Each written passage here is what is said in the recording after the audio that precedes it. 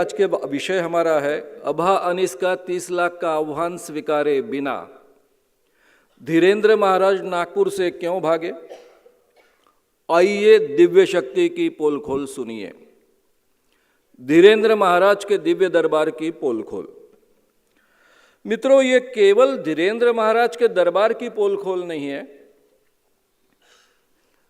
हम जैसे भक्त की मानसिकता रखने वाले आम लोगों के विचारों की, उनके मानसिकता की भी पोल खोल है।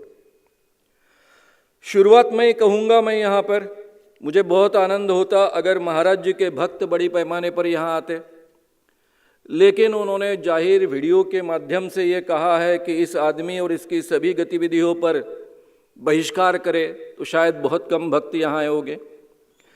लेकिन ये प्रोग्राम लाइव हो रहा है, इसलिए सब लोगों तक ये प्रोग्राम शायद पहुँच पाएगा। और मुझे सबसे ज़्यादा जरूरी महसूस होता है कि धीरेन्द्र कृष्ण जी महाराज के जो भक्त हैं, ऐसा जिन लोगों को लगता है, उनके साथ में मैं संवाद स्थापित करूं और उनको ध्यान में लगकर आज की बात मैं कह रहा हूं। मैं सभी लोगों का आपका स्वागत करता हूं जो महाराज के भक्त हैं, जो इस जैसे चमत्कारों पर विश्वास रखते हैं, और जो लोग इन लोगों पर विश्वास नहीं रखते हैं, धर्म में केवल आस्था रखते हैं, उनका भी स्वागत करता हूं। और जो लोग ये दोनों चीज़ों में आस्था नहीं रखते हैं और अलग से विचारों को अपने आप को मानते हैं, उनका भी मैं तहे दिल से स्वागत करता हूं। मित्रों, मेरी खुद की एक मानसिकता थी। मेरी उम्र के करीबन 28 साल तक मैं बहुत अंधविश्वासी था। सभी प्रकार के अंधविश्वास मुझ में थे। मैं एक किसान परिवार में जन्मा हूँ। एक तरफ मेरे पिताजी विनोबा जी के सेक्रेटरी थे, उनका जो वीकली था सामयोग, उसके संपादक थे, लेकिन दूसरी ओर वो बहुत ही अंधविश्वासी थे। मैं 10वीं क्लास में पढ़ रहा था, तब मुझे भूत लगा था। मैं वर्धा में पढ़ रहा था, भूत लगा था।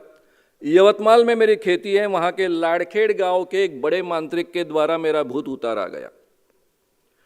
बचपन में घर से बाहर पढ़ते वक्त मैं कभी चप्पल पहने बिना बाहर पढ़ने की हिम्मत नहीं कर सकता था, क्योंकि मुझे हमेशा जारण मारण प्रक्रिया का डर लगता था। शायद मेरे पैर के नीचे की कोई मिट्टी पर पकड़ ले और उसकी अगर गुड़िया तैयार करे, तो उस गुड़िया की अगर गर्दन उधर मरोड़ी गई तो मेरी गर्दन यहाँ मरोड़ी जाएगी, इसका मुझे बहुत डर लगता था। मंत्र तंत्र जादू टोना से लेकर हर चीज का डर मेरे मन में था। मैं खुद कई बाबाओं का भक्त था, उनके पैर धोता था, उनकी झूठन खाता था, उनकी सेवा करता था। मेरे पिताजी बहुत ही अंधविश्वासी होने के कारण आसपास में जो भी बाबा आता, सबसे पहले मेरे पिताजी को पकड़ता। पिताजी पॉलिटिकली बहुत इन्फ्लुएंशियल थे। अगर मेरे पिताजी उनके भक्त बनते हैं तो कहीं आसपास के एमएलएज, एमपीज से लेकर बड़े बड़े लोग उनके चरणों पर माथा टेकने के लिए आते थे। इसलिए कई बाबा बड़े बनते हुए मैंने अपने आसपास देखे हैं। वे क्या करते हैं ये बहुत नज़दीक से देखा है, लेकिन उन सब चीज़ों पर मेरी श्रद्धा थी। इसी वातावरण में पलते बढ़ते ज्योतिष पर मेरा बहुत विश्वास था। मेरे कॉलेज के जीवन में जब मैं विद्यापीठ परिसर में पढ़ रहा था, तब खुद ज्योतिष का छोटा मोटा व्यवसाय भी करता था, क्योंकि तब मेरी श्रद्धा थी कि ज्योतिष में कुछ तो भी तथ्य है। कहने का मतलब यह है कि सभी प्रकार के अंधविश्वासों का मैं भुगत चुका हूं मेरे जीवन में, और उसके परिणाम भुगतने वाला एक भक्त हूं। इसलिए आम भक्त की जो मानसिकता होती है वो मुझे बहुत अच्छे ढंग से समझती है। मैं कॉलेज में तरुण भारत में हालांकि मैंने पत्रकारिता शुरुआत की, तब मैं पढ़ रहा था। इंदिरा गांधी जी ने इमरजेंसी लाई, तब पढ़ रहा था। उसके खिलाफ आंदोलन किया, जेल में गया, वर्धा की जेल में 10 महीने रहा। बाद में छूटने के बाद मैं फिर पढ़ने के लिए यहाँ आया। तब तरुण भारत में मैं कॉलम लिख रहा था। एक तरफ बहुत ही प्रोग्रेसिव विचार में रखता था और दूसरी तरफ सभी प्रकार के अंधविश्वास मुझ में कायम थे। अंग्रेजी का अध्यापक बना, फिर भी मेरे अंधविश्वास कायम थे। जयप्रकाश नारायण के संगठन का मैं विदर्भ का, बाद में महाराष्ट्र का चीफ बना, तरुण शांति सेना उसका नाम था। देश भर में घूमता था, अलग अलग विषयों पर व्याख्यान देता था, मार्क्सवाद से लेकर गांधीवाद तक चर्चा करता था, लेकिन मेरे अंधविश्वास कायम थे। जब मैं पूना में किर्लोस्कर प्रेस में नौकरी के लिए गया, तब मेरा ये बुद्धि प्रामाण्यवादी विचारों से, रैशनल विचारों से परिचय हुआ। डॉक्टर अब्राहम कोर की 2 किताबें, begone godmen and gods, demons and spirits, ये मैंने पढ़ी। तब तक मैं अपने आप को बहुत ही आध्यात्मिक व्यक्ति समझता था।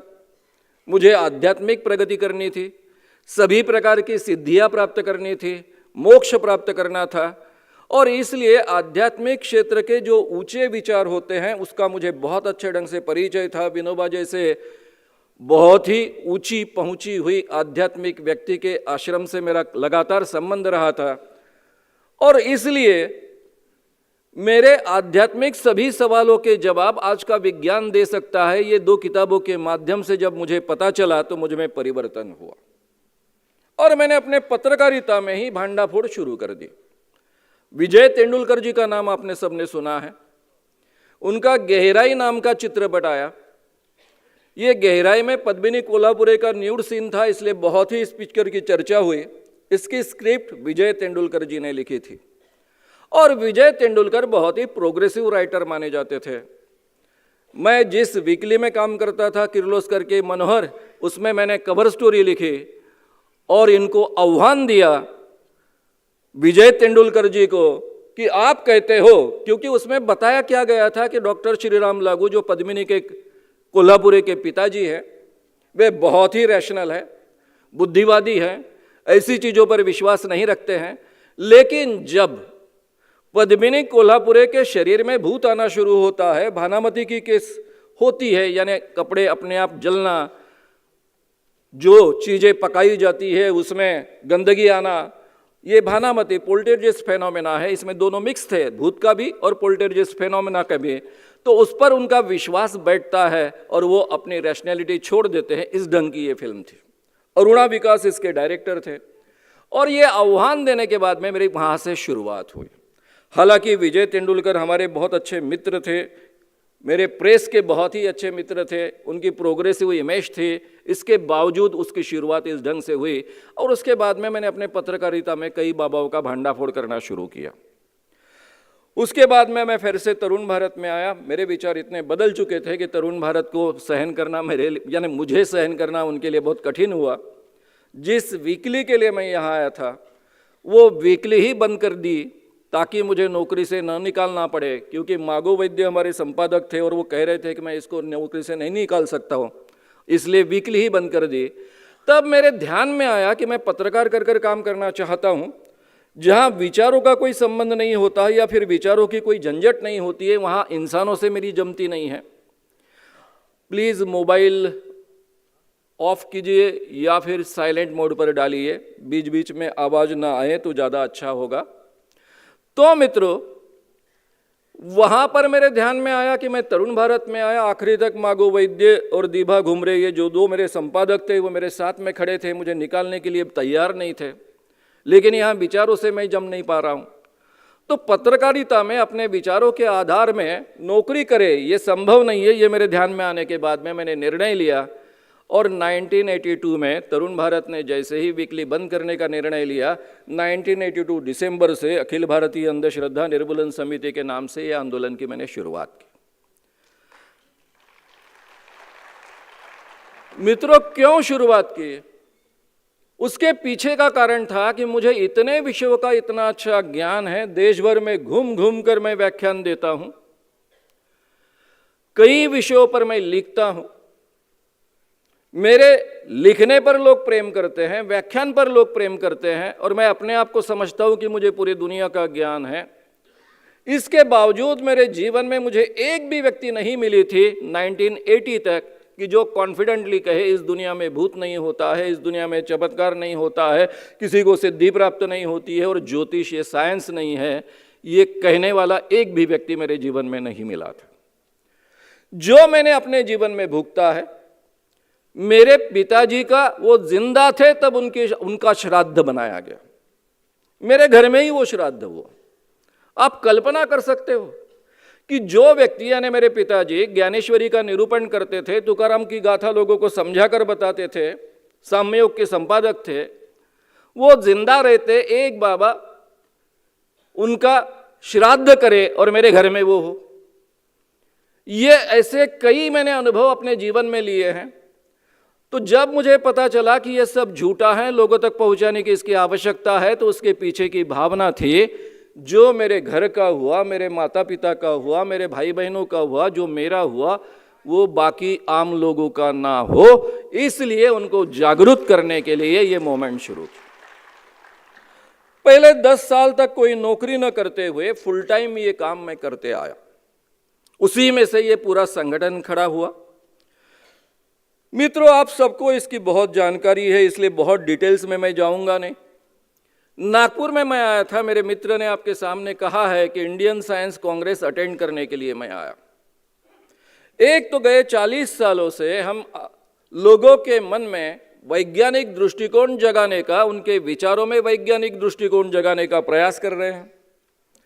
हमारी कॉन्स्टिट्यूशन में 51A(H) में हमें कुछ ड्यूटी सौंपी है। साइंटिफिक टेम्पर वैज्ञानिक दृष्टिकोण, स्पिरिट ऑफ इंक्वायरी चिकित्सक प्रवृत्ति, रिफॉर्म सुधार करना, और ह्यूमैनिटी मानवता, ये 4 चीजें, ये 4 मूल्य हर व्यक्ति ने अपने जीवन में अमल में लानी चाहिए और उसमें लोगों में फैलाव करना चाहिए। ये जिम्मेदारी हम पर सौंपी और इसी को मानकर हम गए 40 सालों से अखिल भारतीय अंधश्रद्धा निर्मूलन समिति के द्वारा काम कर रहे हैं। साथ में महाराष्ट्र में जो कानून बना जादू टोना विरोधी कानून, उसकी जो समिति है जादू टोना विरोधी कानून प्रचार प्रसार अंमलबजावनी समिति, उसका मैं सह-अध्यक्ष हूं। कैबिनेट मंत्री सामाजिक न्याय विभाग के उसके अध्यक्ष होते हैं, राज्य मंत्री उसके उपाध्यक्ष होते हैं, सामाजिक न्याय विभाग के कमिश्नर जो होते हैं उसके सदस्य सचिव होते हैं, और कई डिपार्टमेंट्स के सचिव सेक्रेटरी उसके सदस्य होते हैं। तो ये कमेटी का उद्देश्य भी रहा है कि साइंटिफिक टेम्पर लोगों में फैलाया जाए, यानी जादू टोना विरोधी कानून लोगों को समझाते समझाते, उसका प्रचार प्रसार करते, उसकी अमलबजावनी यानी इम्प्लीमेंटेशन करते करते लोगों में वैज्ञानिक दृष्टिकोण का प्रसार और प्रचार हो। तो मुझे लगा कि इंडियन साइंस कांग्रेस नागपुर में हो रही, अपने गांव में हो रही, ठीक है मैं गए 26-27 सालों से मुंबई में रहता हूं, लेकिन मेरा गांव है नागपुर, तो कम से कम हमने ये अटेंड करनी चाहिए। इसलिए 3 से 7 तारीख तक जो इंडियन साइंस कांग्रेस थी उसमें केवल एक श्रोता कर आने के लिए मैं यहां आया। आते ही मुझे पता चला कि धीरेन्द्र कृष्ण जी महाराज, इनका गीता प्रवचन यहां आयोजन हो रहा है 5 से 13 तारीख तक, 5 से 13 जनवरी तक। मेरी पहली प्रतिक्रिया थी, अच्छी बात है, राम कथा का अगर आयोजन हो रहा है, राम कथा प्रवचन हो रहा है, तो उसका हमने स्वागत करना चाहिए। क्योंकि मेरे जीवन में जब मैं वर्धा में पढ़ रहा था, कॉलेज में पढ़ रहा था, उन दिनों मैं बाल संस्कार केंद्र चलाता था और 15-15, 20-20 दिन राम कथा बच्चों को सुनाता था। तो मेरे लिए तो यह बहुत नज़दीक की बात है, मेरे खुद के आस्था की बात है। महात्मा गांधी जैसा व्यक्ति भी हमेशा कहता है, राम का नाम लेता है, और केवल इतना नहीं है तो वो अपने को बहुत अच्छा राज्य लाने के लिए उसका राम राज्य कर उल्लेख करता है। तो राम भारत में सभी सामान्य भारतीय लोगों के आस्था का विषय है, तो एक अच्छा बात है, इसका तो हमने स्वागत करना चाहिए। ये मेरी पहली प्रतिक्रिया थी। मेरे साथियों ने ध्यान में लाकर दिया कि सर ऐसा नहीं है, वो दिव्य दरबार भी लगाते हैं और यहां भी दिव्य दरबार लगने वाला है 7 और 8 जनवरी को। उसको प्रेत दरबार भी कहा, खुद महाराज जी ने कहा, इसलिए मैं उस शब्द का उपयोग कर रहा हूं। उसमें काफी वो चमत्कारों का दावा करते हैं। फिर मैंने कहा वो चमत्कारों का दावा करते हैं, मुझे बताइए क्या है। फिर 1-2 प्रूफ्स मेरे सामने रखे गए। उसके बाद में मैंने पूरे टीम को भिड़ा दिया। हमारी बहुत अच्छी टीम है, बहुत अनुभवी है, कानून के बारे में सभी बारीकियां जानते हैं। सब मेरे 8-10 मित्रों ने, मेरे साथियों ने 40-50 वीडियोस जो उपलब्ध है यूट्यूब पर दिव्य दरबार के नाम से, उनको खंगाला।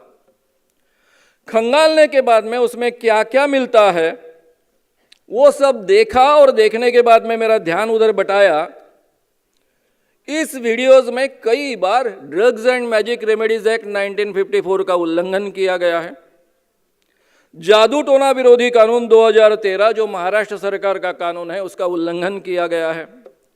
तो इसलिए स्वाभाविक है हमने ये सभी प्रमाण प्रूफ्स इकट्ठा किए, और पहला जो मेरा काम था कमेटी का सहाध्यक्ष इस रिश्ते से, जो गवर्नमेंट की कमेटी है, शासन की कमेटी है, उसके माध्यम से उस लेटर हेड पर दक्षता अधिकारी इस कानून के तहत डिप्यूट किए जाते हैं, जादू टोना विरोधी कानून के तहत, और उन पर कुछ जिम्मेदारी सौंपी जाती है 5वें कलम के अनुसार।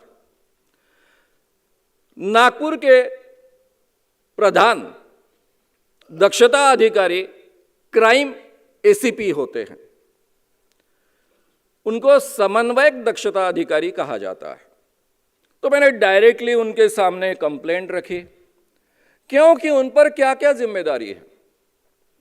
पहली जिम्मेदारी उन पर है कि इस कानून के तहत अगर कोई बात का उल्लंघन हो रहा है उनके जुरिडिक्शन में, उनके एरिया में, तो उस पर रोक लगाए, उसे प्रतिबंधित करे, उस पर कंप्लेंट एफआईआर दायर करे, आगे की कानूनी कार्रवाई करे, और बाकी जो भी कानून में बैठता है अरेस्ट से लेकर बाकी सब चीजें करे।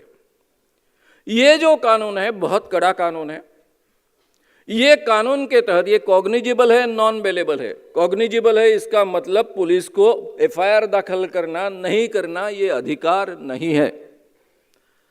अगर इसका उल्लंघन होता है तो कंपलसरी एफआईआर दाखिल करना है, इसको बोलते हैं कॉग्निजिबल। नॉन बेलेबल इसका मतलब होता है कि पुलिस खुद इसका संज्ञान तो ले सकता है लेकिन जमानत नहीं दे सकता है। जमानत कोर्ट से ही मिलती है, इसलिए नॉन बेलेबल कहा जाता है। ये कानून में जो सजा का प्रावधान है, पनिशमेंट का प्रावधान है, वो 6 माह कारावास से लेकर 7 साल कारावास तक का प्रावधान है, एंड 5,000 से लेकर 50,000 रुपये दंड तक का प्रावधान है, और नहीं है। यानी जो भी इस कानून के तहत अपराधी कर दर्ज होगा, कोर्ट उस बात को मानेगा, उसको कम से कम 6 माह कारावास में जाना पड़ेगा। ये कानून में यहां तक की वो जो बातें हैं बारीकियां मैं बाद में आपके सामने रखने वाला हूं। तो ये कानून इतना कड़ा है। Drugs and magic remedies act 1954 ये भी कॉग्निजिबल ऑफेंस है, यानी पुलिस को एफआईआर दर्ज करना ही पड़ता है। तो इसके सब प्रूफ्स मैंने एसीपी जी को, जो क्राइम के यानी एसीपी क्राइम है, दक्षता अधिकारी प्रमुख है नागपुर के, रोशन जी पंडित, इनके सामने सब रखे। केवल प्रूफ्स नहीं रखे तो कैसे कैसे कानून लागू होता है ये सब बारीकियां उनके सामने रखे। कानून के कौन कौन से कलम लागू होते, कहाँ का उल्लंघन हुआ है, इसके प्रूफ्स उनके सामने दिए। मूल वीडियो और उसका काटा हुआ हिस्सा जिसको ये भाग लागू होता है, ये हिस्से को लागू होता है, और उसका शब्दांकन कर यानी हिंदी भाषा में होने के कारण हिंदी भाषा में उनका शब्दांकन कर भी उनके पास दिया है। यानी पूरा रेडीमेड बना के उनके पास मैंने दिया। समिति के लेटर हेड पर, अंधश्रद्धा निर्मूलन समिति के नहीं, जादू टोना विरोधी कायदा प्रचार प्रसार अंमलबजावनी समिति के लेटर हेड पर यह कंप्लेंट दी है। उसके बाद में हमने 9 तारीख को प्रेस कॉन्फ्रेंस ली, उसमें हमने आह्वान भी दिया। आह्वान क्यों दिया? क्योंकि महाराज इसमें जो दावे करते हैं वो असंभव दावे हैं, इसलिए उनको आह्वान दिया गया 30 लाख रुपए का। उसकी बारीकी अभी मैं आपके सामने रखूंगा। तो मित्रों, इस ढंग से ये 2 चीजें हमने की। 10 तारीख को मैं खुद नागपुर शहर के पुलिस आयुक्त जी से मिला, उनको कानून के बारे में उनके साथ में चर्चा की, सभी बारीकियां उनके ध्यान में ला कर दी, कैसे उल्लंघन हो रहा उसके प्रूफ्स उनके सामने रखने की कोशिश की। मुझे लगा कि कहीं तो भी ज्यूरिडिक्शन का मुद्दा उनके दिमाग में है, जबकि इस कानून के तहत जो आपराधिक चीजें हैं उसका प्रचार और प्रसार करना इटसेल्फ गुनाह माना गया है और स्वतंत्र गुनाह माना गया है, और उसको स्वतंत्र रीत्या इक्वल सजा का प्रावधान है। ये बात मैंने ध्यान में लाकर देने के बाद भी मुझे ऐसा लगा कि वो एक्शन लेने के लिए तैयार नहीं हो गए, क्योंकि उनको कहीं तो भी लग रहा है कि ये बाहर के वीडियोज है, नागपुर में तो ऐसा हुआ नहीं। 7-8 तारीख को दिव्य दरबार लगा था, वो वीडियोज हमारे हाथ में लगे, महाराज जी ने खुद ही प्रसारित किए हैं। उसमें भी इस कानून का उल्लंघन, दोनों कानून का उल्लंघन होता है। ये प्रूफ्स मैं 10 तारीख को शाम को एसीपी क्राइम तक ले गया।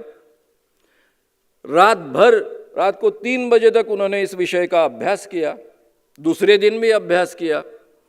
उसी दिन रात को महाराज जी, जबकि उनका प्रोग्राम 13 तारीख तक प्रसिद्ध था, उसकी पत्रिका उपलब्ध है जो मैंने सभी पत्रकारों को उपलब्ध कराई है। आप में से जिनको जिनको इंटरेस्ट होगा वो हमारे प्रशांत सपाटी जैसे या फिर सुरेश धुरमुरी जैसे जिनके नंबर आपके पत्रक पर हैं, उनसे संपर्क साध सकते हैं और आपको ये पत्रिका उपलब्ध कराई जाएगी कि जिसमें 13 तारीख तक सब बातें वो यहाँ करने वाले थे। 12 तारीख को रामकथा प्रवचन था और 13 तारीख तो पूजा और हवन और बाकी क्या क्या सब चीज़ें उसके साथ में थी। ये 11 तारीख को ही निकल जाने वाले हैं नागपुर से। ये इसकी जानकारी मैंने एसीपी क्राइम को दी, खुद पुलिस आयुक्त जी को दी। दूसरे दिन जब ये जा रहे थे, पत्रकारों के माध्यम से ये जानकारी मुझे मिल रही थी, वो भी जानकारी उन तक पहुंचाई। लेकिन महाराज जी 2 दिन पहले अपना काम छोड़कर चले गए, जबकि उनके आयोजन के लिए बहुत बड़ा पेंडॉल से लेकर सब चीज़ें आती है, बड़ा खर्च होता है, इतना सब आयोजन छोड़कर वो चले गए। इसलिए अखिल भारतीय अंधश्रद्धा निर्मूलन समिति ने 12 तारीख को प्रेस कॉन्फ्रेंस लेकर कहा कि महाराज जी आह्वान के डर से और पुलिस कार्रवाई के डर से नागपुर छोड़कर भागे।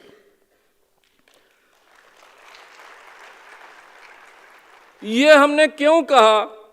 क्योंकि नागपुर शहर ये पोलखोल शहर है। सबसे बड़ी केस जो सबके ध्यान में आई, और नागपुर में हमेशा आप लोगों का हमें साथ मिला है। जो धर्म पर आस्था रखते हैं, भगवान को मानते हैं, उन लोगों का भी हमेशा हमें साथ मिला है। और नागपुर के पत्रकारों का बहुत ही अच्छे ढंग से हमेशा साथ मिला है। शकुंतला देवी, जिनका नाम Guinness book of world records में रिकॉर्ड हुआ था, वो फास्टेस्ट गुणाकार करती है ह्यूमन कंप्यूटर का, यानी उसको माना गया था। वो नागपुर में आई, उसने एडवर्टाइजमेंट शुरू की, God can tell correct fortune so can Shakuntala Devi. यानी भगवान जितना अचूक एक्यूरेट भविष्य बता सकते हैं, उतना शकुंतला देवी बता सकती है। हमने उनको चैलेंज किया। तब हमारा प्राइज 1 लाख रुपए का था, अखिल भारतीय अंधश्रद्धा निर्मूलन समिति का। शकुंतला देवी वो स्वीकारने वाली नहीं है, हमको पता था। इसलिए हमने उसका वहां जो ठहरी थी राधिका होटल, उसके सामने निदर्शन करने के लिए 11 बजे पहुंचे।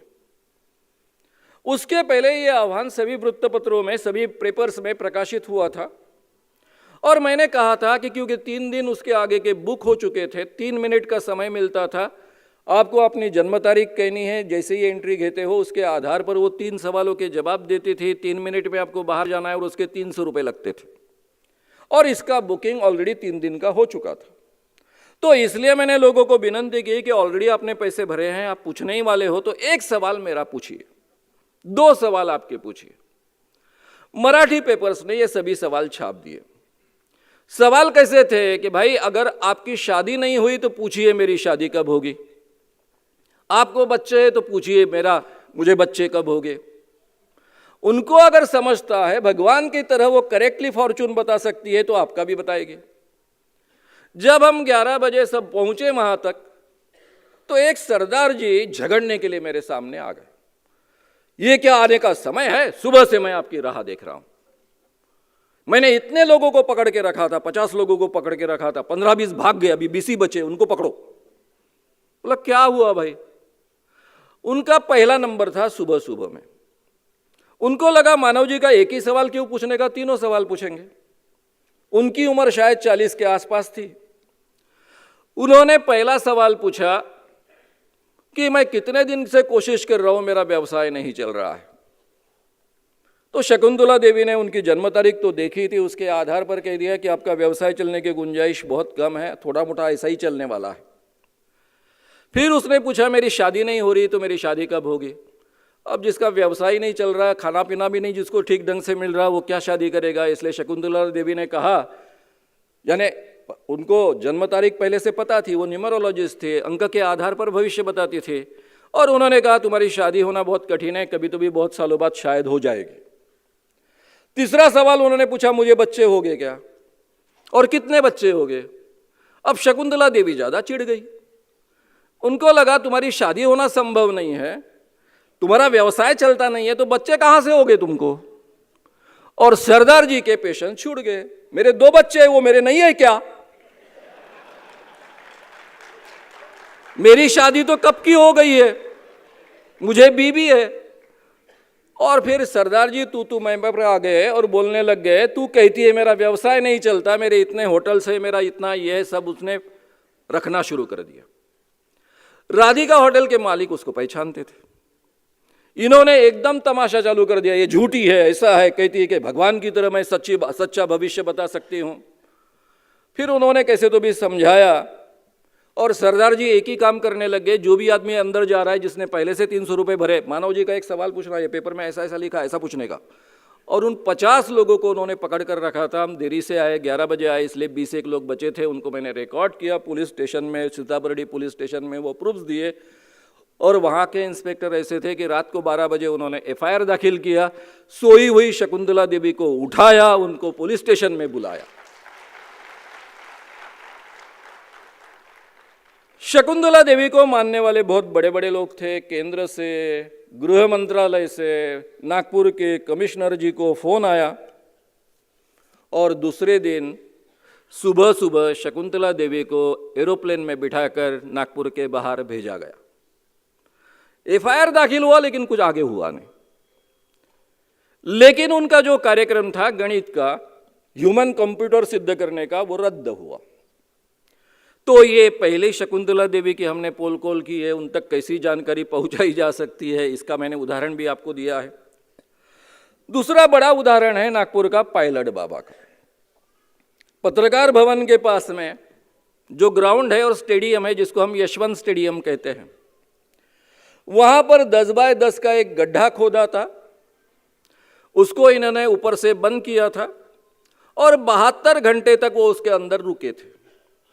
अब 72 घंटे तक वो रुके हैं अंदर, और उन्होंने दावा किया कि मेडिटेशन के जरिए, साधना के जरिए मैं ऐसी समाधि अवस्था प्राप्त करता हूं कि जिसमें मुझे ऑक्सीजन की आवश्यकता नहीं पड़ती है, और बिना ऑक्सीजन में जिंदा रह सकता हूं। जब वो बाहर आए तब उनका और मेरा माइक पर संवाद हुआ। उन्होंने गाली वाली भी दी, गाली खाने की मुझे आदत है। उसके बाद में वो भागने लग गए, ऐसा लोगों को लगा, इसलिए लोग उनको जाने नहीं देते थे। पुलिस DCP ने मुझे विनंती की कि पायलट महाराज को जाने दीजिए, और तब आपको अचरज लगेगा कि करीबन 5000 पब्लिक वहाँ इकट्ठा हुई थी। स्टेडियम का एक हिस्सा भी टूट गया था उस कारण, क्योंकि इतनी ज़्यादा भीड़ इकट्ठा हो गई थी।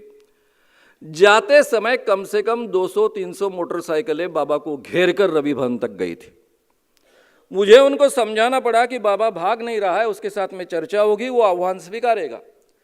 रवि भवन में पत्रकारों के सामने उसके साथ में चर्चा हुई, तारीख आगे की तय हुई, उस तारीख को वो आएगा, और हम 10 बाय 10 का एक कांच का घर तैयार करेंगे, उसमें से प्राणवायु निकाल लेंगे, और उसमें आधे घंटे तक महाराज बैठेंगे। अब आधे घंटे तक प्राणवायु के बिना कोई जिंदा नहीं रह सकता है। वो आह्वान उन्होंने स्वीकारा। जिस दिन यह आह्वान कंप्लीट होने वाला था, उस दिन सब पत्रकार राह देख रहे, अभी पायलट बाबा आएगा, अभी पायलट बाबा आएगा। कांच वाले से हमने बात की थी, कांच वाला बोले आपके पास पैसे नहीं होते, तब हमारे पास 1 लाख रुपए का प्राइस देने के लिए भी पैसे नहीं थे, इसलिए हमने अलग अलग तरीके से बैंक गारंटी मिलवाई थी। वो बोले आप काटोगे तो आपको बहुत पैसे देने पड़ेंगे। तो जैसे ही महाराज जी एरोप्लेन से नीचे उतरेंगे, मुझे आप इतला कीजिए, मैं आपको 2 घंटे के अंदर पूरा घर तैयार कर देता हूं, तब तक हम काज भी नहीं काटेंगे। और अब मुझे पता था, हमें सबको पता था कि महाराज क्या अपने आप को मरवाने के लिए क्यों आएंगे, क्योंकि प्राणवायु निकालने के बाद आधा घंटा कौन जिंदा रह सकता है? ऐसी कोई समाधि अवस्था इस दुनिया में नहीं है। वो तो मेरे अभ्यास का विषय है, बहुत गहराई से मेरा उस विषय का अध्ययन है। तो नेचुरली महाराज नहीं आएंगे, नहीं आए।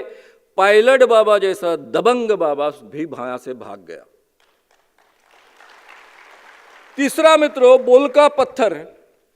मधुसूदन पटवर्धन नाम का एक व्यक्ति पेपर में जाहिरात देता था, पूरे पेज भर जाहिरात होती थी और उसमें दावा करता था कि ये 20 रुपए का मेरा पत्थर ले लो, राशि का पत्थर है और आपकी हर समस्या छूट जाएगी, आपकी शादी हो जाएगी, आपको बच्चे हो जाएंगे, आपके कोर्ट की केस आपकी तरफ से उसका निर्णय आएगा, वगैरह वगैरह वगैरह वगैरह। उनके खिलाफ हमने नासिक में बहुत बड़ा आंदोलन किया। 7 दिन तक आंदोलन चला। हमने गधों का मोर्चा भी निकाला। पुलिस ने हमारे गधे जब्त किए, लेकिन कोई न्यूज़पेपर में नहीं छपी। अब मैं पत्रकार रहा हूँ, लोकमत से तब जुड़ा ही था। 9 साल तक मैं लोकमत में कॉलम लिखता था, यूथ कॉलम और अंधश्रद्धा इस विषय पर कॉलम लिखता था। पत्रकार सभी एक दूसरे को जानते हैं। पत्रकारों ने मुझे धीरे से कहा कि एक एक पेज एडवर्टाइजमेंट मिलती है तो आपकी बात हम कैसे छाप सकते हैं। तब मैंने प्रेस कॉन्फ्रेंस में कहा था कि हमारा नागपुर ऐसा नहीं है, नागपुर किसी एडवर्टाइजमेंट के नीचे दबता नहीं है। हिम्मत है तो महाराज ने नागपुर में आना है। और वो उसको इतना विश्वास था, क्योंकि वो गुजरात में घूमता था, मध्य प्रदेश में घूमता था, पूरे महाराष्ट्र में जाता था। उसको लगा नागपुर ऐसी क्या चीज़ है, नागपुर में भी आया और नागपुर में मुझे अंधश्रद्धा निर्मूलन समिति ने बुलाया, ऐसी जाहिरात कर कर आया। अब पहले हमने तो उसके सामने 20 पैसे में पत्थर बेचने शुरू किए। जैसे पत्थर वो बेचता था 20 रुपए के, खंबायत से मंगवाए, 7-8 पैसे में वो पत्थर पड़ते थे। आने जाने का खर्चा जोड़ के हमने 20 पैसे लगाए।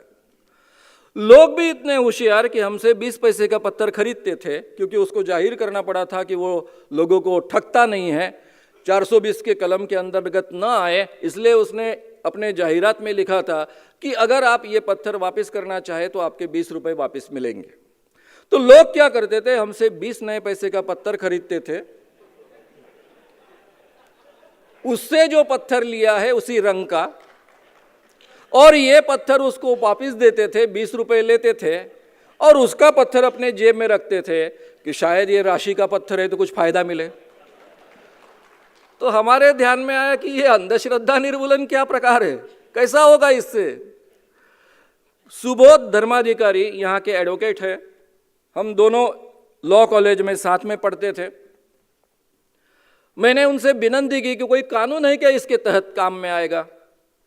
उन्होंने अपने सभी एलएलएम के स्टूडेंट्स भिड़ा दिए और ये एलएलएम के स्टूडेंट में एक देव नाम के स्टूडेंट थे जो आगे चलकर हाईकोर्ट के जज बने।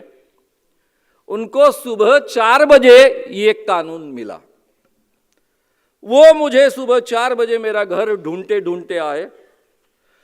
हम दोनों ने अपना दिमाग लगाकर, जितना दिमाग लग सकता है, मेरा वो तो एलएलएम कर रहे थे, उनका दिमाग ज़्यादा चल रहा था, मैंने बीच में ही छोड़ दिया था, इसलिए मेरा दिमाग उतना नहीं चल रहा था। तो हमने अपना दोनों ने दिमाग लगाया और ध्यान में आया कि ये कानून इसको लागू होता है। विजय कामले नाम के डीसीपी थे इस जोन के, उनको जाकर हम भिड़ गए। उन्होंने बड़े बारीकी से इस बात को समझा। पीपी को, पब्लिक प्रोसिक्यूटर को बुलाया।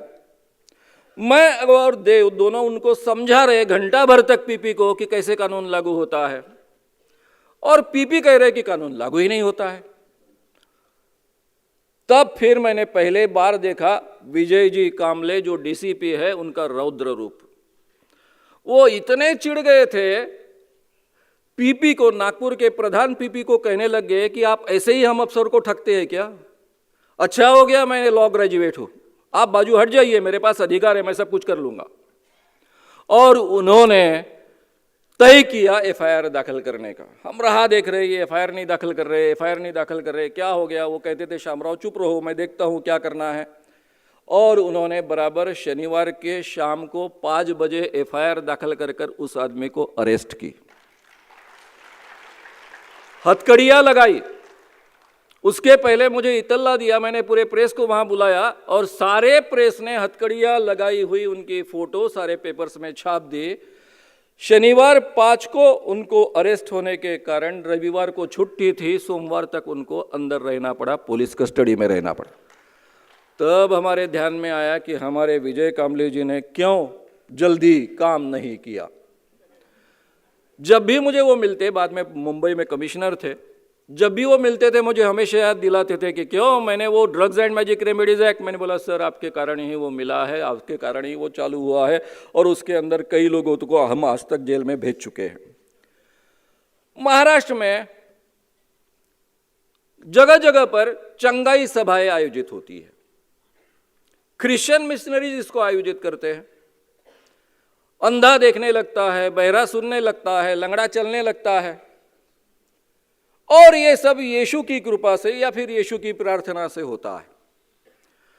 हमारे यहाँ कस्तूरचंद पार्क में इस ढंग का एक आयोजन हुआ, तब मैं मुंबई शिफ्ट हो चुका था। हमारे उमेश बाबू चौबे, आज हम सभी को उनकी बहुत बार बार याद आती है। हमारे उमेश बाबू चौबे, हरीश जी देशमुख, इन ग्रुप ने वहाँ पहले आंदोलन किया और जादू टोना विरोधी कानून 1954 जो है, sorry, drugs and magic remedies act 1954 जो है, उसके तहत अपराध दर्ज करवाया और नागपुर में ये 5 मिशनरीज को अरेस्ट हुई। ये जो मिशनरी थे उसमें एक भारत के थे, उनका नाम रायबोर्डे था, और बाकी के 4 मिशनरीज फॉरेनर्स थे, उनके नाम भी याद रखना बड़ा मुश्किल है। वो कह रहे थे कि भाई मैं पूरे दुनिया में हम घूमते हैं, इस ढंग का कोई कानून हो सकता है कि जो हमें अरेस्ट कर सकता है? ये उनके लिए बहुत अचरज की बात थी। फिर साहब उसके पहले की बात है, ये बात की बात है, लेकिन उसके पहले सुंदरदास महाराज यहाँ आए थे जब मैं यहाँ पर था, नागपुर में था। ये सुंदरदास महाराज खास कर राम स्नेही पंथ के बाबा माने जाते हैं। कलकत्ता में उनका हेड ऑफिस होता है और उसके वो चीफ है। वो पहले अकोला में आए। अकोला में राम स्नेही पंथ बहुत अमीर लोगों का पंथ है, बहुत पढ़े लिखे लड़के इसमें होते हैं। उन्होंने कुछ विरोध करने का प्रयास किया, उनको भगा दिया गया। अमरावती के लड़कों ने उनको विरोध करने का प्रयास किया, उन पर बंदूकें तानी गई। वे लोग, उनमें डॉक्टर मारू मेरे मित्र थे, वो लेकर सबको आए मेरे पास। तब मैं किसी दौरे पर जा रहा था, मैंने कहा ठीक है मैं दौरे से वापस आऊँगा, फिर देखते हैं पायलट बाबा को। ये सब इंजीनियरिंग और मेडिकल कॉलेज के लड़के चिढ़ गए, आपको क्या मजाक लग रही है कि बाबा की आऊँगा और एक दिन में उनको सल्टा दूंगा, बहुत ऐसा दबंग है वैसा दबंग है, और पूरी जानकारी उन्होंने मेरे सामने रख दी। क्या जानकारी थी कि ये बाबा हर व्यक्ति को कहता था अपने प्रवचन में कि पुरुषों को प्राप्त करने के लिए, मोक्ष प्राप्त करने के लिए 9 मार्ग उपलब्ध होते हैं, लेकिन स्त्रियों को 10 मार्ग उपलब्ध होते हैं। पुरुषों के सामने ये 10वां मार्ग वो कभी बताते नहीं थे, और स्त्रियों को कहते थे कि तुम अगर दीक्षा लोगी तो तुम्हें 10वां मार्ग प्राप्त होगा, तुम्हें 10वें मार्ग से मोक्ष प्राप्त होगा, और केवल तुम्हें प्राप्त नहीं होगा, तुम्हारे पिता पति को प्राप्त होगा, तुम्हारे पिता को प्राप्त होगा, तुम्हारे भाई को प्राप्त होगा, बहन को नहीं प्राप्त होगा, क्योंकि बहन भी उपलब्ध चाहिए। माता को नहीं प्राप्त होगा, बेटी को नहीं प्राप्त होगा, पति को प्राप्त होगा, पिता को प्राप्त होगा, बेटे को प्राप्त होगा। यानी पिता ने, बेटे ने और पति ने अगर कोई भी श्रम नहीं किए तो भी उनको मोक्ष प्राप्त होगा। और ये जो 10वां मार्ग है वो महाराज के साथ में शारीरिक संबंध बनाए तो उस मार्ग के जरिए मोक्ष प्राप्त होता है। ये सब प्रूफ्स मेरे पास आ गए थे। हमारी पूरी टीम, फिर से उमेश बाबू चौबे, हरीश जी देशमुख, बाकी काफ़ी लोग मेरे साथ में, हम सब लोग गए। इसमें अड़चन हमारी ऐसी थी कि हमारे एक डॉक्टर मित्र हमको बहुत मदद करते थे और उन्हीं के चाचा के यहाँ सब कुछ हो रहा था, वहीं पर ये महाराज का मुकाम था, और वहाँ पर बड़े पैमाने पर हमको उस बाबा को एक्सपोज करना पड़ा। अभी उसकी सभी डिटेल्स मैं आपके सामने नहीं रखूंगा, क्योंकि इसके सभी बारीकियां मैं जो आपके सामने अभी रख रहा हूं उसकी सभी बारीकियां श्याम मानव यूट्यूब चैनल है, उस पर बहुत विस्तार से मैंने रखी है। आप वहां जाकर अवश्य देखें और सब बात को समझ लें। जब सुंदरदास महाराज बदमाशी करते हैं, लोगों को ठगते हैं, झूठ बोलते हैं, ये हमने अपने इंटरव्यू में साबित किया, तो वहां के सब लड़के जो लोग थे वो चिढ़ गए थे। स्त्रियां उनको पकड़ कर बैठी थी, छोड़ने के लिए तैयार नहीं थे, और वो हमसे विनती कर रहे थे कि कृपया आप बाबा को छोड़ दीजिए, कम से कम हमारे घर के अंदर कुछ मत कीजिए। हमने कहा ठीक है डॉक्टर साहब, हमारे मित्र हैं, हमारे साथ में काम करते हैं, उनके आप चचा हैं, तो ठीक है, आप उनको घर के बाहर कर दो, उसके लिए हम आपको समय देते हैं और उसके बाद में बाबा के साथ में हम क्या करना चाहते करेंगे। तब नागपुर के पुलिस आयुक्त थे मेंडोसा साहब, उनका बहुत नाम था, सभी लोग उनको बहुत रिस्पेक्ट करते थे। यानी वे जब भी किसी दुकान में जाते थे तो पुलिस की गाड़ी लेकर नहीं जाते थे, उनकी बीबी रिक्शा से जाती थी। किसी दुकानदार ने अगर कहा मैं आपसे पैसे नहीं लूँगा तो वो सामान छोड़कर उठकर चले जाते थे। ऐसे बहुत ही निष्पृह, बहुत ही ईमानदार कर उनका नाम बहुत मशहूर है। मेंडोसा साहब के पास गए, उनसे कहा कि हम बाबा को केवल गधे पर बिठाकर फोटो निकालना चाहते हैं, आपकी पुलिस बीच में नहीं आनी चाहिए। वो बोले आप कभी कानून हाथ में नहीं लोगे? हम कानून तो बिल्कुल हाथ में नहीं लेते हैं, आपको तो मालूम है, मैन हैंडल कभी करते नहीं, किसी को मार पड़ने नहीं देते। ठीक है, लेकिन 1 मिनट के ऊपर समय मत लगाओ, केवल फोटो निकालने तक उनको बिठाओ, उतना ही करो। और हम गधा लेकर आ रहे, तब तक ये महाराज को कार में बिठा के गाँव के बाहर छोड़ कर आए थे। तो ये सुंदरदास महाराज भी यहाँ से भाग गए। अब उन लोगों ने हमारे साथ में विश्वासघात किया, इसका हमको बहुत बड़ा दुख हुआ, लेकिन हम भी बात को समझते थे। 5 साल तक मैं इस बारे में कुछ बोल नहीं सकता था, क्योंकि इसमें सबसे बुरी बात थी कि जिस लड़की को दीक्षा दी जाती थी उसका प्रोसेशन निकाला जाता था और सब आसपास के लोगों को पता चलता था कि सुंदरदास महाराज ने इसको दीक्षा दी है। अगर मेरे कॉलम में मैं लिखता दीक्षा का मतलब क्या है, तो वह सभी लड़कियां बदनाम हो जाती, क्योंकि वो कॉलेजेस में पढ़ रही थी, कोई मेडिकल में पढ़ रही थी, कोई इंजीनियरिंग में पढ़ रही थी, कोई सीए कर रही थी। उन लड़कियों के नाम भी हमें पता चल गए थे, क्योंकि उनके प्रोसेशन निकले थे, इसलिए सबको ही पता था, लेकिन प्रोसेशन का मतलब मालूम नहीं था। यानी बाबा के साथ में संबंध रखा, इसलिए दीक्षा प्राप्त हुई और इसलिए उसका प्रोसेशन, ताकि उसको प्रतिष्ठा मिले, उसको भी लगे कि मैंने बहुत पवित्र काम किया है, मुझे भी मोक्ष मिलेगा, मेरे पिताजी को भी मोक्ष मिलेगा, मेरे भाई को भी मोक्ष मिलेगा। ये सुंदरदास महाराज। चांद तारा चमत्कार कामठी में हुआ। अभी आप सभी जानते हो, कम से कम पेपर्स के मैगजीन के माध्यम से आप जानते हो कि जब भी दरगाह में कोई अनुचित घटना होती है तो हम वहां जाकर काम करते हैं। मीरा दातार के दरगाह हो, नासिक का हो, मुंबई का हो, पुणे का हो, या फिर सैलानी के दरगाह हो, यहाँ का भी दरगाह हो, वहां भी हम ये सब काम करते आए हैं। दरगाह के बारे में जब भी हम कोई कदम उठाते हैं तो मुस्लिम लोगों की हमेशा हमको साथ मिलती है, लेकिन वे मुस्लिम लोग बहुत ही सेंसिटिव होते हैं मस्जिद के बारे में। कामठी के मस्जिद में चांद तारा चमकने लग गया और सब पेपर्स और सब जगह छप कर आने लग गया कि ये चमत्कार है, बड़ा चमत्कार है, बड़ा चमत्कार है। और वहाँ पर उमेश बाबू चौबे, हरि जी देशमुख, इन सब टीम ने जाकर लोगों को समझाया, उस चमत्कार के पीछे का सत्य उजागर किया और वो चमत्कार रोका। तो मित्रों, फिर एक ही उदाहरण मैं दूंगा, क्योंकि कई बाबा हमने हजारों बाबा एक्सपोज किए, इसलिए मुझे हमेशा कहते हैं लोग कि आप क्या करते हो कि हिंदू बाबाओं को ही एक्सपोज करते हो, इसलिए मैं ये उदाहरण आपके सामने रख रहा हूँ। मॉरिस सेरुल्लो नाम का एक पादरी मिशनरी मुंबई में आया, जहाँ बाला साहब ठाकरे जी की हमेशा सभा होती है, वो शिवाजी पार्क में इसका चंगाई सभा आयोजन हुआ। वही अंधा दिखता है, बहरा चलने लगता है, लंगड़ा चलने लगता है, बहरा सुनने लगता है वाला। उसके खिलाफ हमने कंप्लेंट दायर की। पुलिस ने धीरे से मेरे कान में बता दिया कि सर मैं कुछ कर नहीं सकता हूँ। इंस्पेक्टर ने कहा क्योंकि मुझे मंत्रालय से डायरेक्ट दबाव है। सीपी से मिला मुंबई, उन्होंने एडिशनल सीपी तक भेजा, वो भी कुछ सुनने के लिए तैयार नहीं थे। हमने हाईकोर्ट को मूव किया। हाईकोर्ट बंद होते समय में जरा मेरे एडवोकेट संघवी नाम के यंग थे, वो वकील का कोट भी पहने हुए नहीं थे, खड़े हो गए। पहले तो न्यायमूर्ति ने उन्हें डांटा, जब विषय सुना वो आधे पौन घंटे तक रुके और उन्होंने निर्णय दिया लिखित स्वरूप में कि इमीडिएट एक्शन ले, ये कानून के तहत इमीडिएट एक्शन लेना आवश्यक है, जादू टोना विरोध drugs and magic remedies act के तहत। मैं वापिस आया। जो एडिशनल सीपी थे वो मुस्लिम थे, आगे चलकर वो मुंबई के प्रधान सीपी बने थे। वो मुझसे झगड़ने लग गए कि आप हिंदू लोग दूसरे धर्मों के लोगों को तकलीफ देते हो। मैंने बोला मैं रोज गाली खाता हूं कि आप हिंदू होकर हिंदुओं को तकलीफ देते हो।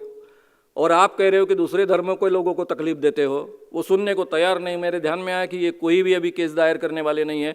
दूसरे दिन हमने तैयारी करना शुरू कर दिया कि फिर कोर्ट की तरफ जाए और अवमानना की कोर्ट की ऐसा फिर से केस दायर करे। उसके पहले ही रात को मॉरिस सेरिल्लो को विमान में बिठाकर, एरोप्लेन में बिठाकर अमेरिका भेज दिया गया, क्योंकि वो अमेरिकन था। उसका तीसरा दिन रद्द हुआ। 10-10 हजार लोग वहां इकट्ठा होते थे। तो नागपुर शहर ही केवल पोलखोल शहर है ऐसा नहीं है। अखिल भारतीय अंधश्रद्धा निर्मूलन समिति ने आज तक कई हजार लोगों का पोलखोल किया है। अब हम देखेंगे धीरेन्द्र कृष्ण जी महाराज का पोलखोल। महाराज जी ने क्या क्या किया है। सबसे पहले मैं फिर से एक बार रिपीट करूं कि महाराज जी के राम कथा के बारे में मेरा कोई ऑब्जेक्शन नहीं है, उसका मैं हमेशा स्वागत ही करूंगा। लेकिन राम कथा के साथ में वो जो दिव्य दरबार भराते हैं, उस दिव्य दरबार में वो क्या क्या करते हैं आपके सामने हम रखेंगे।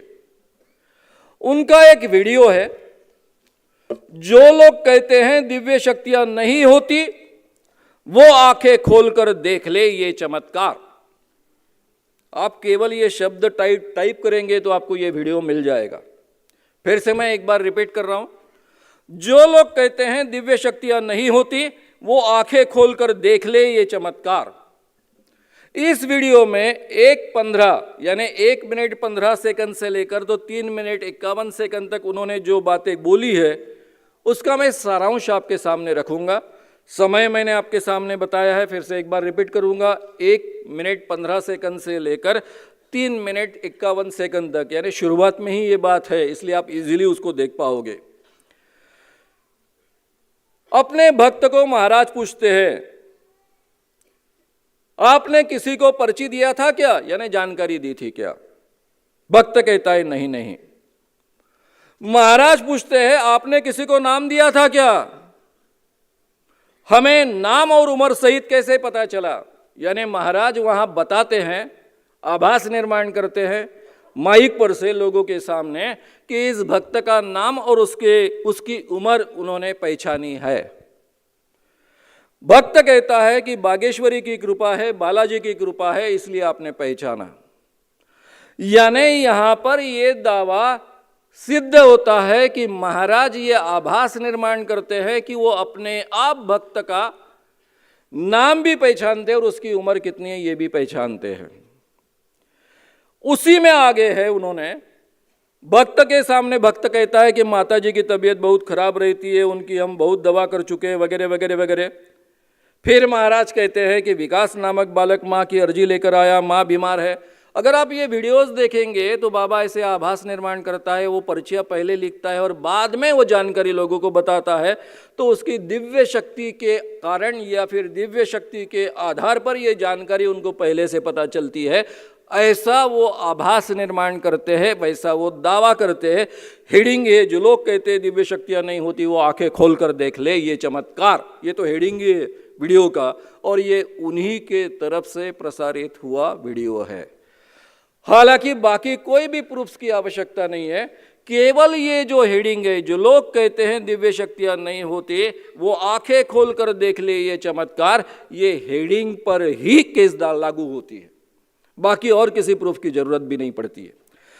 इसके बावजूद बाबा कहते हैं माँ बीमार है, भूत बाता की समस्या है, सन 1992 से तंत्र है उन पर। सर 1992 में उनको खाने में खिलाया गया था, भोजन में खिलाया गया था, अपचन होना, टूटता गला पकड़ना, जकड़न होना, कई बार सांस रोकना, बंधन करवाया, कई बार उतारा करवाया, तंत्र करवाया, अनुष्ठान करवाया। मुसलमानी पीर विद्या का प्रयोग है। रानी नाम की औरत ने इसका पूरा षड्यंत्र रचा है। और वो ये भी कहते हैं कि रानी तुम्हारे नजदीक की व्यक्ति यानी रिश्तेदार है। अब मित्रों, ये व्यक्ति कहता है कि खिलाया गया, भोजन में खिलाया गया, टूटता गला पकड़ता, जकड़न होता, कई बार सांस रोकता, बंधन करवाया, कई बार उतारा करवाया, तंत्र करवाया, मुसलमानी विद्या का प्रयोग है। ये दोनों कानून के तहत अपराध है। जादू टोना विरोधी कानून में अनुसूची में दूसरा हिस्सा जो है, कोई भी अगर चमत्कार का प्रयोग प्रदर्शित कर कर उससे पैसे प्राप्त करता है, आर्थिक प्राप्ति करता है, तो वो कानूनन अपराध है। और महाराज के दिव्य दरबार में जो नागपुर में लोगों को अर्जी लगाने थे, उनको 1000 रुपये बैंक में भरने थे, उसके अकाउंट्स भी हमने पत्रकारों को दिए हैं। हमारे एक कार्यकर्ता ने जो 1000 रुपये भरे, उसकी पर्ची हमने पुलिस के सामने सादर की है। तो जादू टोना विरोधी कानून का ये दूसरा अनुसूची में का जो है हिस्सा, वो लागू होता है।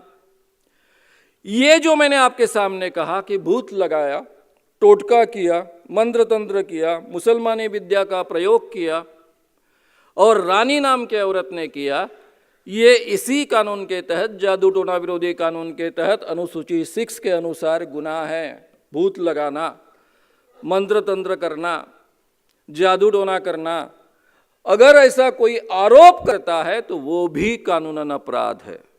यहाँ तो व्यक्ति का नाम बताया जाता है कि रानी नाम के व्यक्ति ने ये किया है, तो ये कानून डायरेक्टली लागू होता है। इतना ही नहीं तो इन्होंने ये भी कहा कि इसको जकड़न होता है, कई बार सांस रोकता है, टूटता गला पकड़ता है, जकड़न होना वगैरह वगैरह, अपचन होना। Drugs and magic remedies act 1954 के अनुसार जिसको डॉक्टर की डिग्री प्राप्त नहीं है, स्टेट या फिर केंद्र ने जो डिग्री दी नहीं है, ऐसी डिग्री न प्राप्त होने वाले किसी भी व्यक्ति ने अगर किसी भी रोग के बारे में डायग्नोसिस करता है, यानी उसको पहचानता है, या फिर उसके ट्रीटमेंट करता है, या फिर उसको क्योर करने का दावा करता है, तो ऐसा केवल बोलना कानूनन अपराध है। क्योंकि इसमें एडवर्टाइजमेंट की जो व्याख्या की गई है, वो बोलना भी एडवर्टाइजमेंट है, छपके आने की आवश्यकता नहीं है। और यहाँ तो वीडियो उपलब्ध है, वीडियो में ऑलरेडी वो बोल रहे हैं, महाराज के मुंह से ये सब निकल रहा है, इससे बड़ा प्रूफ क्या हो सकता है। इसलिए drugs and magic remedies act भी लागू होता है, जादू टोना विरोधी कानून भी लागू होता है, और जादू टोना विरोधी कानून के अनुसूची में का 8वां कलम भी लागू होता है। ये 8वें में कहा गया है कि कोई अगर दूसरी चीज़ों के आधार पर आपको शारीरिक बीमारी हुई ऐसा कहता है, यानी अतीन्द्रिय शक्ति के द्वारा, जादू टोना के द्वारा या किसी द्वारा आपकी शारीरिक बीमारी हुई ऐसा कहता है, तो वो भी कानूनन अपराध तय किया गया है। तो एक ही व्यक्ति को एक ही वीडियो के एक ही हिस्से के लिए 2 कानून लागू होते हैं, और जादू टोना विरोधी कानून के तहत के 3 प्रावधान लागू होते हैं, जबकि एक प्रावधान भी FIR दर्ज करने के लिए और गुनाह साबित होने के लिए काफ़ी है। इस कानून में दूसरे कोई प्रूफ्स नहीं लगते हैं, केवल video recording is sufficient proof. क्योंकि जादू टोना विरोधी कानून के तहत केवल प्रचार करना, प्रसार करना, ये भी कानूनन अपराध है। और ये घटना कहाँ घटती है इसका कोई संबंध नहीं, स्वतंत्र प्रचार प्रसार करना कानूनन अपराध है। इसलिए महाराष्ट्र के दायरे में लोग ये वीडियो सुन रहे, इसके आधार पर उन पर केस दायर होती है, कंपलसरी होती है। मित्रों, ऐसे कई उदाहरण है, मैं अभी कितने उदाहरण दूं। इसी में आखिरी में उन्होंने कहा है, यानी उसका समय अगर आप ये पढ़ते जाएंगे तो ये पूरा किस्सा 3:51 तक है, उसी में है कि महाराज कहते हैं कि भक्त के घर के अलमारी में एक पुड़िया रखी है। यानी महाराज दावा करते हैं कि उसके घर में कौन से रूम में, कौन से अलमारी में क्या चीजें रखी है, और पास में लाल कपड़ा रखा है, ये भी कहते हैं। तो इनमें ऐसी दिव्य शक्ति है कि ये कहीं भी जाकर देख सकते हैं। तो मित्रों, कहीं भी जाकर देख सकना, इसको क्लेरोवायंस कहते हैं। अपने आप लोगों का नाम जानना, अपने आप लोगों की उम्र जानना, ये भी दिव्य शक्ति का हिस्सा है। दिव्य शक्ति इसको कहते हैं, या फिर हम अंतर्ज्ञान कहते हैं। तो ये सब दावे इनके हैं। कई वीडियोस में है, मैं आपको कितने प्रूफ देते रहूं। ये सभी प्रूफ हमने पुलिस के सामने जो जमा किए, वो पत्रकारों के सामने भी जमा किए हैं। पत्रकारों के पास में इसके सभी हिस्से लिखित रूप में हमने दिए हैं। तो मित्रों, मैं बाकी सभी वीडियोस आपको बताते नहीं रहता हूं, केवल 1-2 चीजें मैं ऐड कर दूंगा। दूसरा एक वीडियो है जिसमें वो कहते हैं, वीडियो का टाइटल है पति पत्नी के बीच में मोबाइल कितना खतरनाक हो सकता है। वीडियो का टाइटल पति पत्नी के बीच में मोबाइल कितना खतरनाक हो सकता है। इस वीडियो में 1 मिनट 6 सेकंड से लेकर 2 मिनट 35 सेकंड तक वो कहते हैं पत्नी आपकी विचित्र है, घमंडी है, आपकी भी गलती है, मोबाइल के कारण क्लेश शुरू हुआ है, तुम भी कम नहीं हो, इलू इलू करते हो। महाराज कहते हैं अपने भक्त को कि तुम भी अपने पत्नी से कम नहीं हो, तुम भी इलू इलू करते हो। यानी इसका मतलब पत्नी भी इलू इलू करती है और ये भी इलू इलू करता है दूसरों के साथ, पति पत्नी के साथ, एक दूसरे के साथ में नहीं। अब ऐसा एक आधे स्त्री के बारे में कहना, जाहिर तरीके से कहना, ये माइक पर हो रहा है, रिकॉर्ड हो रहा है। और आगे चलकर वो कहते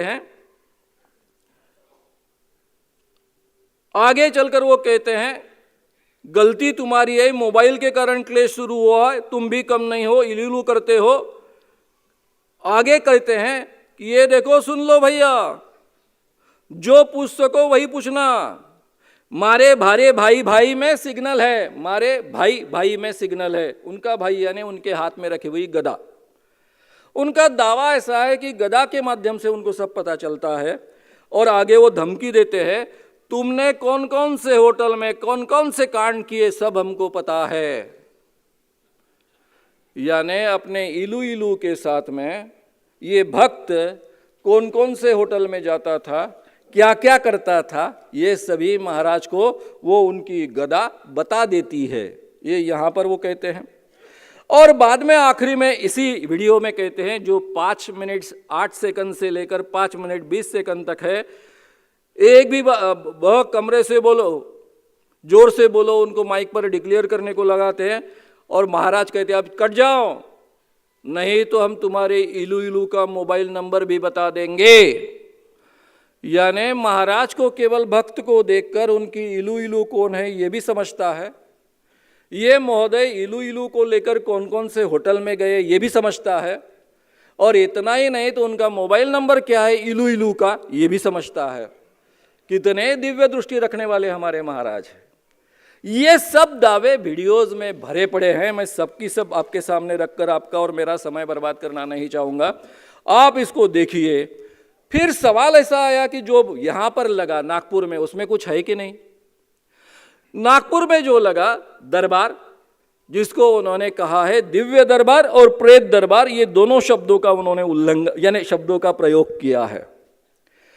ये वीडियो का हेडिंग है, बागेश्वर धाम सरकार का दिव्य दरबार जनवरी 2023 सुबह 9 बजे से। ये पूरा जो वीडियो है 3 घंटे का है, 2 घंटे 58 मिनट्स और 38 सेकंड का वीडियो है। उसमें महाराज क्या क्या दावे करते हैं। भूत बाधा की सवारी आती है, उपद्रव किया है, गंदी तांत्रिक क्रिया है, तबीयत ठीक नहीं रहती, तात्काल मृत्यु, अभी तक में 5 मृत्यु हुई है पितृदोष के कारण। और यहाँ पर एक बहुत ही विनोद है जो के सामने मैं रखूँगा। सबसे पहले महाराज भक्त उनके पास आने के बाद उसको पूछते हैं तुम्हारे पिताजी का नाम क्या है। वो धीरे से कहता है मेरे पिताजी का नाम यानी शंकर लाल है। ये वीडियो में रिकॉर्डिंग है। फिर थोड़ी देर बाद 1-2 मिनट इधर उधर होने के बाद में महाराज बोलते तुम्हारे पिताजी का नाम शंकर लाल है, जोर से माइक पर चिल्लाते, तुम्हारे पिताजी का नाम शंकर लाल है। आगे चलकर वो बोलते हैं माइक से बोलो आपके पिता का नाम शंकर लाल है, नहीं तो तुम्हारे सब कांड खोल देंगे। उसने खुद पूछा, महाराज ने, भक्त ने बताया मेरे पिताजी का नाम शंकर लाल है। महाराज कहते हैं कि हमने पहचाना तुम्हारे पिताजी का नाम शंकर लाल है, माइक पर बोलो नहीं तो तुम्हारे सब कांड खोल देंगे। अब बेचारा सही में श्रद्धा रखने वाला भक्त कितना डरा होगा। माइक में और क्या बोलेगा बेचारा, दूसरा कुछ बोलने की हिम्मत करेगा क्या, क्योंकि उसको तो सही में लगता है कि महाराज खुद भगवान के अवतार है या फिर महाराज में दिव्य शक्तियाँ है। अब ऐसी चीजें करने वाला ये व्यक्ति, अभी इसके बारे में मैं आपको क्या बोलूं। तो मित्रों, जो दिव्य दरबार नागपुर में भरा है उसको भी ये कानून, दोनों कानून लागू होते हैं। जादू टोना विरोधी कानून और drugs and magic remedies act दोनों लागू होते हैं। और ये कानून इतना व्यापक है कि जो इस ढंग की कृति करता है या फिर इस ढंग के प्रचार प्रसार करता है, उसको जो जो साथ देता है, मोटिवेशन देता है, ऐसे कामों का आयोजन करता है, वे सभी के सभी दोषी है और उनको इक्वल सजा का प्रावधान है। इसके साथ में इस कानून में, ये कानून का हर शब्द मैंने फाइनल किया है। करीबन 150 एमएलए के साथ में इसके लिए चर्चा की, सभी पक्षों के प्रमुखों से इस बारे में चर्चा की। शिवसेना के प्रमुख उद्धव जी ठाकरे जी से 2 बार इसके बारे में चर्चा हुई, सुभाष देसाई जी से भी चर्चा हुई। नितिन जी गडकरी जब अध्यक्ष थे यानी बीजेपी के महाराष्ट्र के 2005 के दरमियान, तब उनके साथ में चर्चा हुई। उन्होंने मुझे सहयोग किया मेरे साथ में। हम कॉलेज जीवन से अच्छे मित्र रहे हैं, विवेकानंद के दोनों फैन रहे हैं। और नितिन गडकरी जी ने अशोक मोडक नाम के, डॉक्टर अशोक मोडक एमएलए थे, उनको बीजेपी की ओर से इस कानून की बारीकियां देखने के लिए डेप्यूट किया था और उनको गोपीनाथ मुंडे से लेकर सबने समर्थन दिया। ठीक है, जो मोडक जी कहेंगे वो हम बीजेपी को मान्य। और अशोक मोडक ने जो जो सुझाया वो सभी के सभी सुझाव इस कानून में आए। उद्धव जी ठाकरे जी ने जो जो सुझाव दिए वो सभी इस कानून में आए हैं। 2013 में जब उद्धव जी ठाकरे जी से मैं 2.5 घंटे तक इस कानून के बारे में चर्चा करता रहा, तब मेरी अपेक्षा थी कि वो कहेंगे इस कानून को मेरा समर्थन है, लेकिन उन्होंने बिल्कुल वो नहीं कहा। उन्होंने 2.5 घंटा की चर्चा के बाद में, क्योंकि उनके पास बहुत कंप्लेंट जाती थी इस कानून के खिलाफ कि ये कानून धर्म विरोधी है, ऐसा है, वैसा है, वैसा है, इसलिए उन्होंने जो जो सुना था उस हर बारे में मुझे बारीकी से वो पूछ रहे थे, इसलिए 2.5 घंटे लग गए इस चर्चा को। उसके बाद वो बोले ये कानून बहुत अच्छा बना है। केवल मुझे नहीं बोले, बाद में टीवी पर भी बोले, इसलिए सब लोगों ने आपने सुना होगा। मेरे आजोबा के विचारों का ये कानून है, ग्रैंडफादर के विचारों का ये कानून है। ग्रैंडफादर कौन? प्रबोधनकार ठाकरे, बाला साहब ठाकरे जी के पिताजी। और इसलिए मैं इस कानून को लाने के लिए खुद प्रयास करूंगा। जिन जिन लोगों की इस कानून के बारे में गलतफहमियां हैं, उनके गलतफहमियां दूर करने का प्रयास करूंगा। अगर मैं समझा नहीं पाया तो आपको बुलाऊंगा और एक मत से ये महाराष्ट्र में कानून पारित होना चाहिए, ऐसी अपेक्षा है। उद्धव जी ठाकरे जी ने जो कहा, बाद में उन्होंने नासिक में प्रेस कॉन्फ्रेंस में टीवी के सामने यही बात दोहराई। देवेंद्र जी से मेरा संबंध पहले से रहा है। उनके पिताजी गंगाधर जी फडणवीस, जब मैं जेल से छूटा, नागपुर में आगे पढ़ने के लिए आया, तरुण भारत से जुड़ा, तब हमारी बहुत अच्छी मित्रता थी, साथ में हम काम करते थे। 2005 से कानून के लिए जो मैं प्रयास कर रहा हूं, तब बार बार उनसे मिला हूं। 2013 में देवेंद्र फडणवीस जी भाजपा के, बीजेपी के अध्यक्ष थे, बहुत अच्छे वकील है, कानून की बारीकियां उनको बहुत समझती है। 2005 में उन्होंने कहा था कि ये कानून के खिलाफ हाईकोर्ट और सुप्रीम कोर्ट में केस जाएगी, इसलिए कानून में एक भी चीज ऐसी नहीं होनी चाहिए जो घटना विरोधी होगी, कॉन्स्टिट्यूशन के खिलाफ होगी। और इसलिए वो बात जो उन्होंने मेरे दिमाग में डाली, वो मेरे दिमाग में बहुत अच्छे ढंग से बैठ गई। और मैंने सुप्रीम कोर्ट के न्यायमूर्ति पीबी सावंत, इसके लिए इनकी मदद ली और हमने दोनों ने बैठकर ये कानून मराठी में फिर से लिखा। हालांकि उनको मराठी में लिखने की आदत नहीं बची थी, सुप्रीम कोर्ट के न्यायमूर्ति रह चुके थे, लेकिन पहले तो उन्होंने मुझे कहा कि शाहू महाराज ने जो मराठी में कानून लिखे उसका अभ्यास करो और लिखो। पहले इंग्लिश में लिखते हो, फिर मराठी में ऐसे भाषांतर करते हो कि लोगों को समझ में नहीं आता और केवल वकीलों के धंधे चलते हैं। ऐसा कानून मत बताओ, मराठी में पहले लिखो, उसका ट्रांसलेशन इंग्लिश में होगा।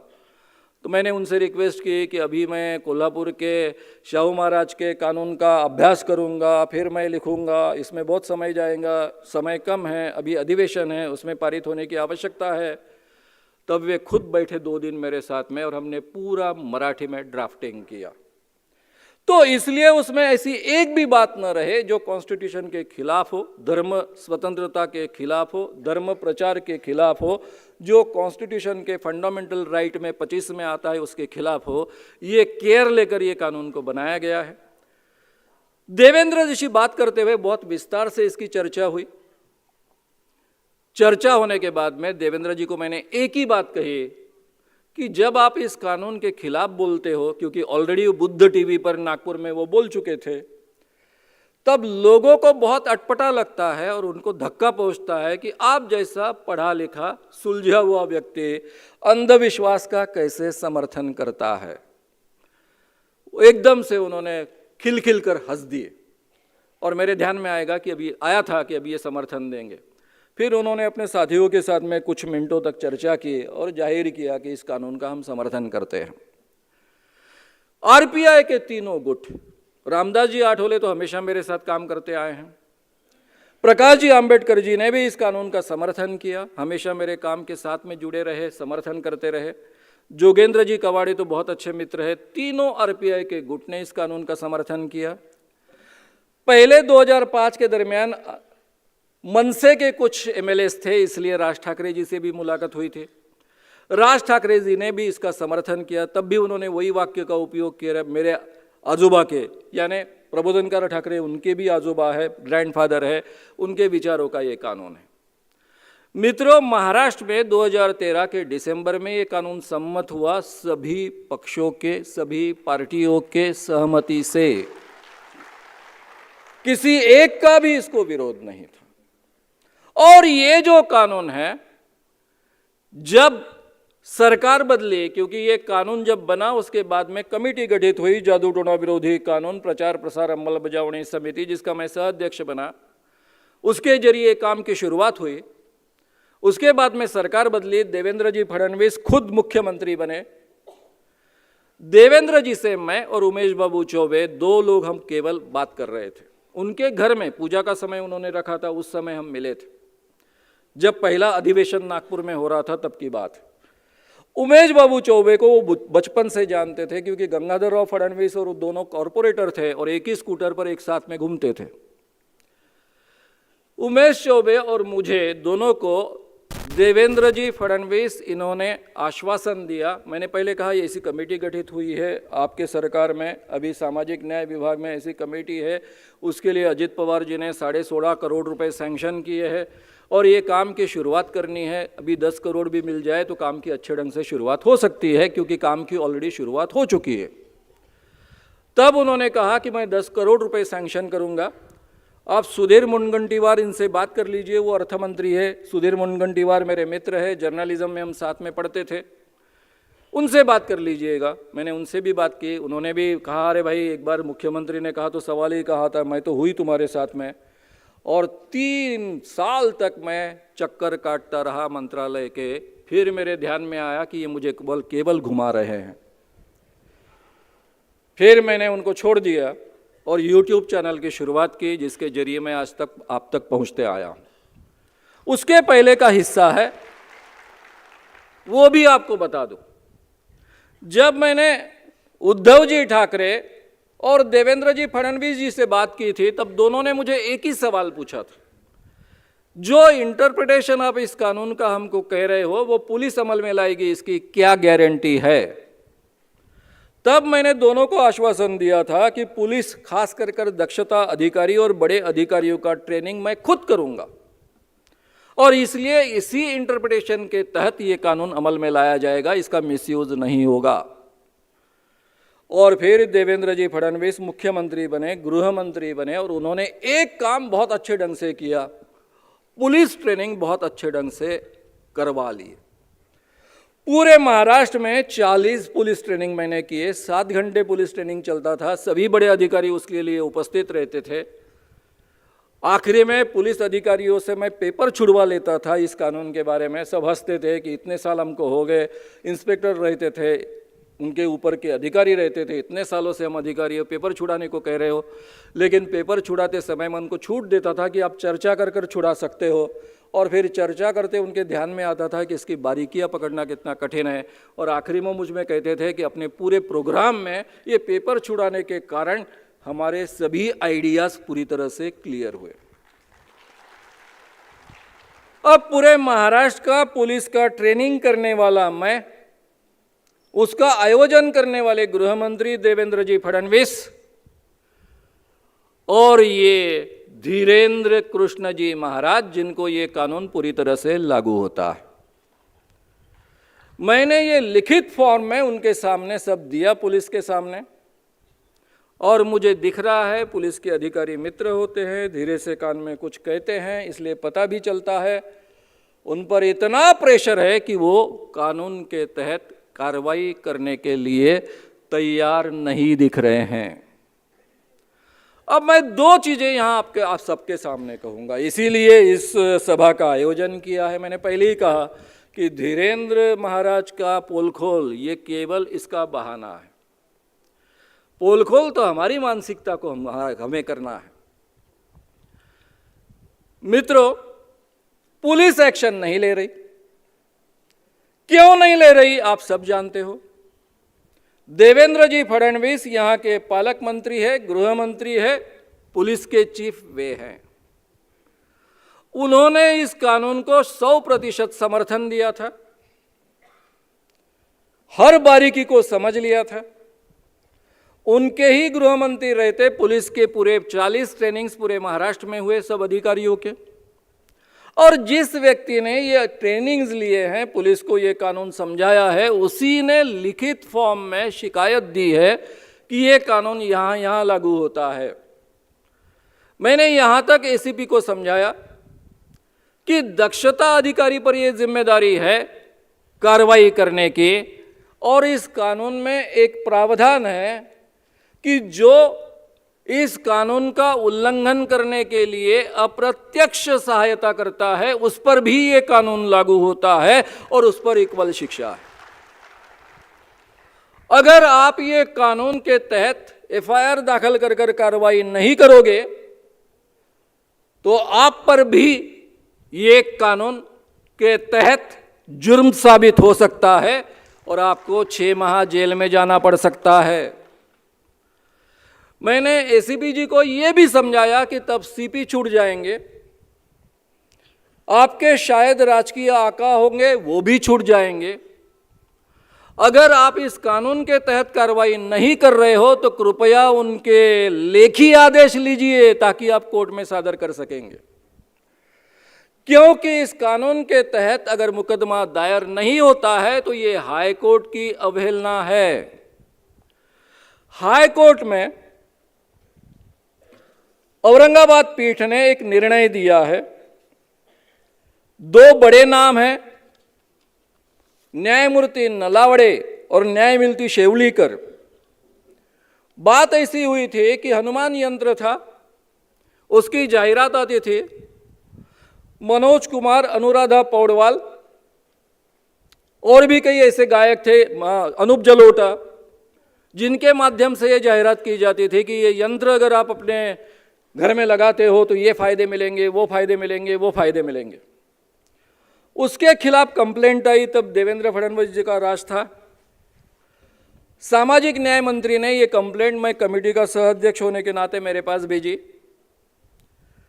ये कंप्लेंट के लिए मैंने पुलिस का और हमारे जो वकील होते हैं सरकारी, उनकी मीटिंग ली और मीटिंग में उनको समझाया कि ये कानून कैसे कैसे लागू होता है। यहाँ दोनों कानून लागू होते हैं, drugs and magic remedies act भी लागू होता है और जादू टोना विरोधी कानून भी लागू होता है।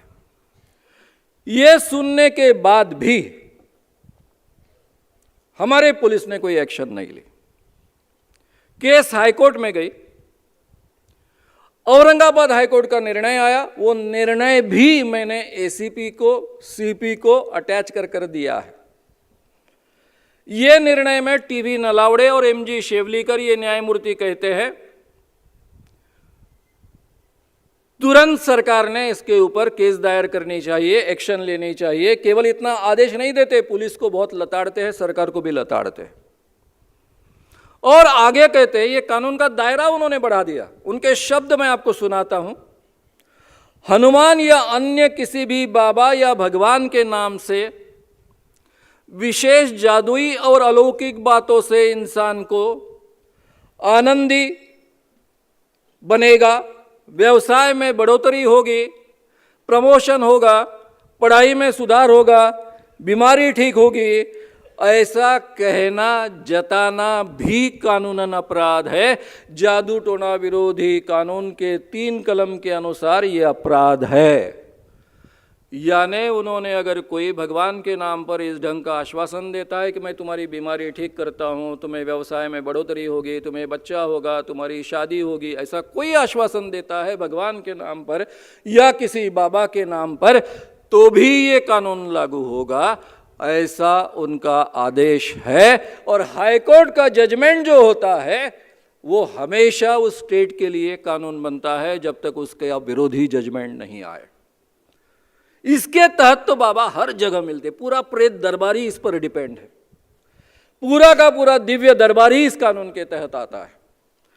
और फिर भी अगर नागपुर की पुलिस कानून दर्ज नहीं करेगी, कानून के तहत अपराध दर्ज नहीं करेगी, तो मेरा एक सवाल आपसे है और देवेंद्र जी फडणवीस इनसे भी है।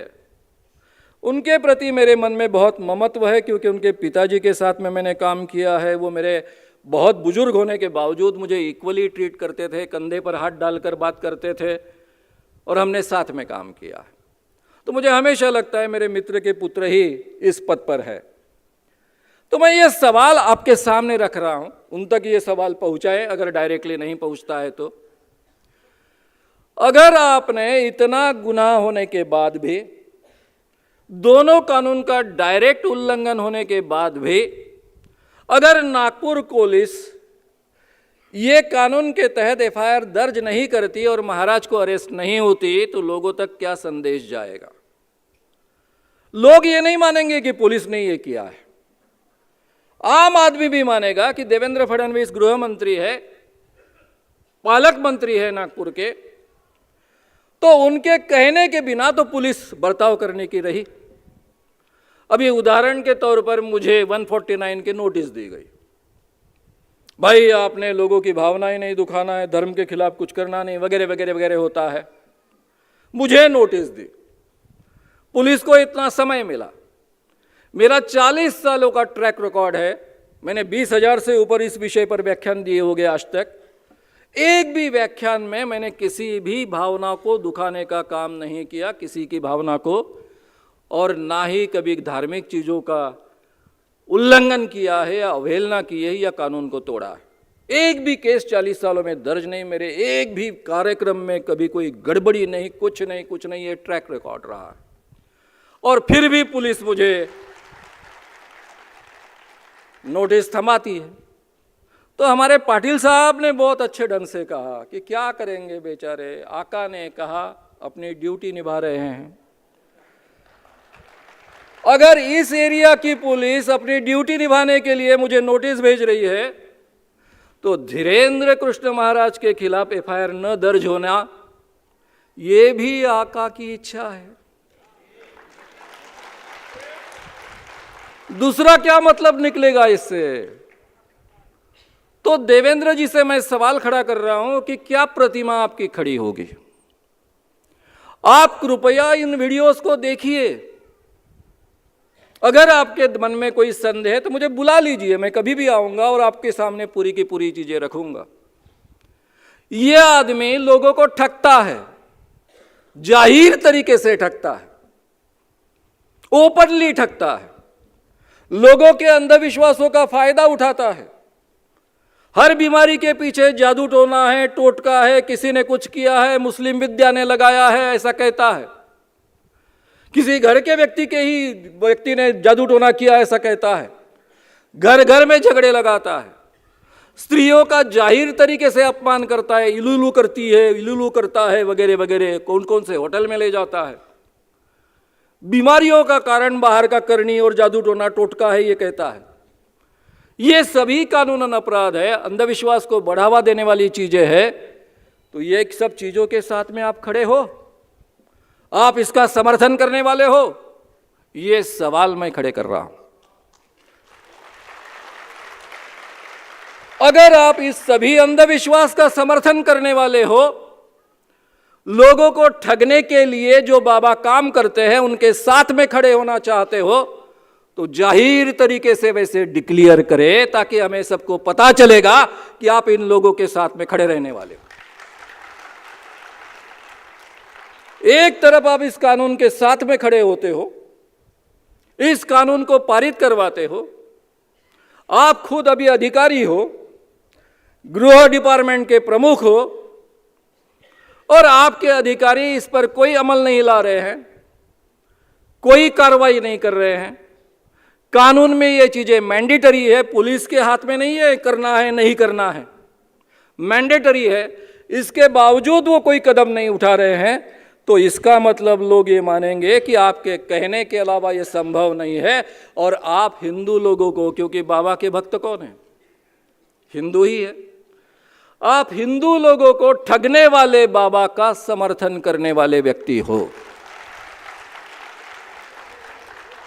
मुझे लगता है ये प्रतिमा आपको बिल्कुल अच्छी नहीं लगेगी, और मुझे तो बिल्कुल अच्छी नहीं लगेगी, क्योंकि मैंने गंगाधर फडणवीस जी को बहुत अलग ढंग से देखा है। उनके साथ में इमरजेंसी के बाद में काम किया है। मैं उनको कभी भी एक बहुत ही अच्छा व्यक्ति मानता हूं। उनके आप पुत्र हो, तो थोड़ा इस बारे में आप सोचिए कि आपकी प्रतिमा आपको क्या करवा लेनी है। यही वाक्य मैंने कानून का समर्थन प्राप्त करते समय उनको सुनाया था। मैंने उनसे कहा था कि जब आपने बुद्ध टीवी पर इस कानून के खिलाफ बात की, तो लोगों को यह सहन नहीं हो पा रहा कि आपके जैसा पढ़ा लिखा और इतना सुलझा हुआ व्यक्ति इस कानून के खिलाफ बात कर रहा है, लोग पचा नहीं पा रहे। और तब उन्होंने हंस दिया था और इस कानून का समर्थन बाद में दिया था। वही बात आज मैं दोहरा रहा हूं, केवल आपको आगाह कर रहा हूं। आप पर कोई आरोप करने की मेरी इच्छा नहीं है, और जब मुझे आरोप करने होते तो खुलेआम करता हूं, चौक चौक में करता हूं, हर सभा में करता हूं, डरता नहीं हूं। आप सभी को बहुत अच्छे ढंग से मालूम है। तो अभी तक मुझे कोई आरोप करने की इच्छा नहीं है। मैं केवल आपके अच्छाई को, आपके अच्छे मन को, आपकी अच्छी भावना का आह्वान कर रहा हूं, उस भावनाओं का आह्वान कर रहा हूं। लोगों को ठगी से बचाइए, ये हमारा कर्तव्य है, आपका भी है और हमारा भी है। नागपुर से मैंने इस काम की शुरुआत की। जब मैंने इस काम की शुरुआत थी, मेरे बारे में काफी कंप्लेंट्स आरएसएस के पास जाती थी। बाला साहब देवरस जी के पास काफी कंप्लेंट्स गई। मुझे खुद तरुण भारत के संपादक दीबा घुमरे जी, इन्होंने ये किस्सा सुनाया है। बाला साहब देवरस जी ने बुला लिया दीबा घुमरे, जो तरुण भारत के संपादक थे, उनको कहा कि तुम्हारे हाथ के नीचे काम करने वाला ये श्याम मानव पत्रकार ये क्या कर रहा है, हिंदू धर्म के खिलाफ काम कर रहा है। तब घुमरे जी ने बाला साहब देवरस जी को बताया कि मैं उसके शिविरों में जाता हूं, वो मुझे बुलाता है, उसके कार्यक्रमों में जाता हूं, वो कभी भी धर्म की किसी बात पर टिका नहीं करता है, ना ही भगवान के खिलाफ बात करता है। वो हमेशा भगवान और धर्म के नाम पर जो ठगी होती है, उसका शोषण होता है, उसके खिलाफ काम करता है। बाला साहब देवरस जी ने प्रतिक्रिया व्यक्त की। प्रतिक्रिया बहुत महत्व की है। उन्होंने कहा कि हमारे घर में हमें कहाँ सांप चाहिए, हम अपने घर का सांप नहीं मार सकते। अगर मेहमान के लाठी से वो सांप मरता है तो बहुत अच्छी बात है। इसलिए साहब आप देखेंगे कि मैं इतने सालों से काम कर रहा हूं, इतने बाबाओं का हमने भांडाफोड़ किया है, एक्सपोज किया है, उनको भगाया है, लेकिन कभी भी ऑर्गेनाइज तरीके से आरएसएस ने हमारा विरोध नहीं किया, क्योंकि उनके मन में ये विचार है कि ये अंधविश्वास हमारे भी जीवन में, हमारे भी लोगों में हमें नहीं चाहिए। अगर मेहमान, वो मुझे अपना नहीं मानते, मेहमान मानते हैं, मेहमान के काठी से अगर सांप मरता है तो अच्छी बात है। ये भी मैं जाहिर तरीके से आपके सामने सुना रहा हूं। अब मित्रों, ये सब बातें मैंने आपके सामने सुनाने के बाद में हम आह्वान की तरफ आएंगे। इस बाबा को हमने जो आह्वान दिया वो हमने काल्पनिक आह्वान नहीं दिया। बाबा ने अपने वीडियोज में जो दावे किए हैं कि मैं लोगों का नाम पहचान सकता हूं, लोगों के पिताजी का नाम पहचान सकता हूं, उनकी उम्र पहचान सकता हूं, इतना ही नहीं तो उनके मोबाइल नंबर, इलू का मोबाइल नंबर उन्होंने जान लिया था, इलू का, तो मोबाइल नंबर भी जान सकते हैं, ये उनके दावे हैं। और ये दिव्य शक्ति से जानते हैं, क्योंकि वो तो हेडिंगे मैंने आपको 2 बार सुना दिया है, देखिए दिव्य शक्तियां, चमत्कार वगैरह वगैरह जो भी है। साथ में उनका दावा है कि वो अपने भक्त के घर के कौन से रूम में, कौन से अलमारी में क्या चीज रखी है ये पहचानते हैं। ये दोनों दिव्य दृष्टि है, ये दोनों अंतर्ज्ञान है।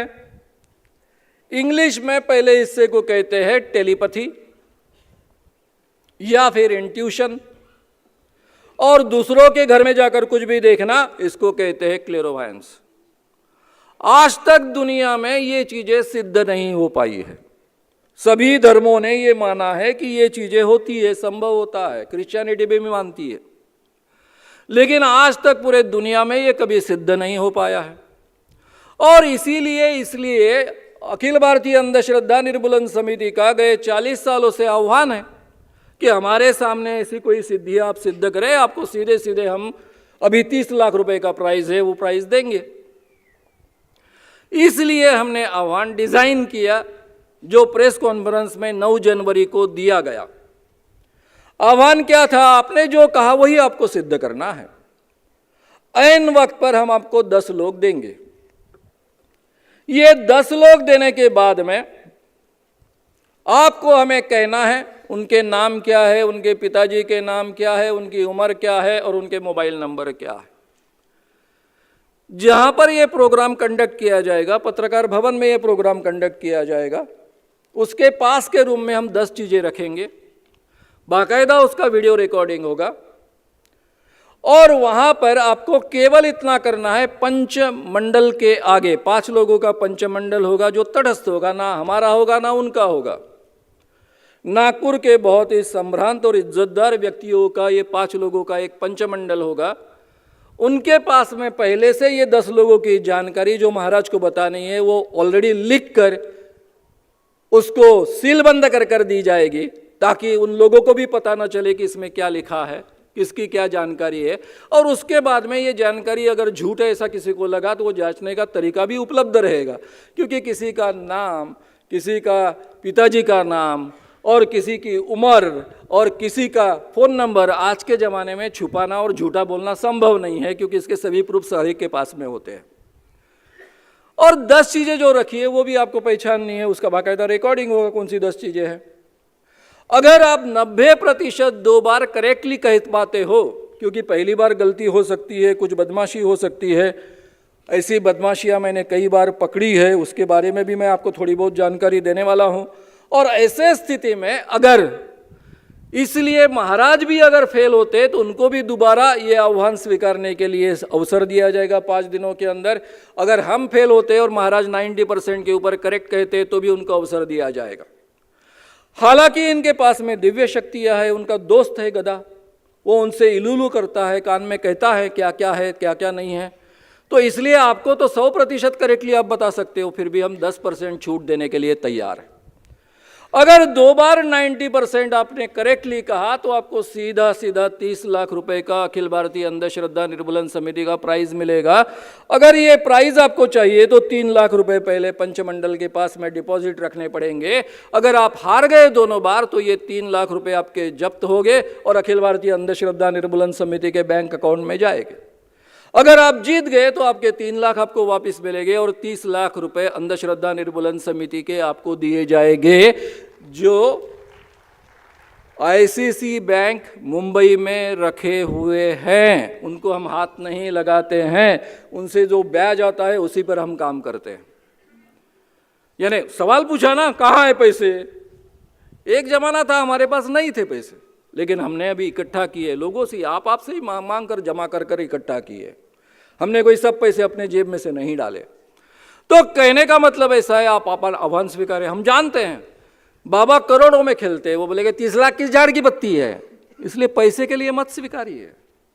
आप में दिव्य शक्ति है, ये सिद्ध करने के लिए आइए, 2 बार ये चुनौती पार कीजिए, 90% करेक्ट बताइए और सारे दुनिया के सामने साबित कीजिए कि आप में दिव्य शक्ति है।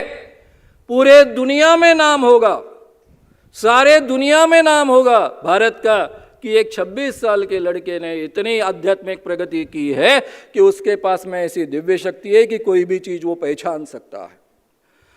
बिन लादेन को ढूंढने के लिए अमेरिका ने 50,000 करोड़ से ज़्यादा पैसा खर्च किया है उनकी संस्थाओं ने, और उसको 7-8 साल लगे थे। हमारे महाराज को कोई भी बात अंतर्ज्ञान से पता चलती है तो अमेरिका इनको कितना पैसा देने के लिए तैयार हो जाएगा। अरे अमेरिका का छोड़िए, हमारे भारत के मोदी जी, पंतप्रधान जी, प्रधानमंत्री जी, अगर ये कहाँ का बॉम्ब होने वाले हैं, बॉम्ब स्फोट होने वाले हैं, कहाँ का बॉम्ब रखने वाले हैं, पहले ही बता देंगे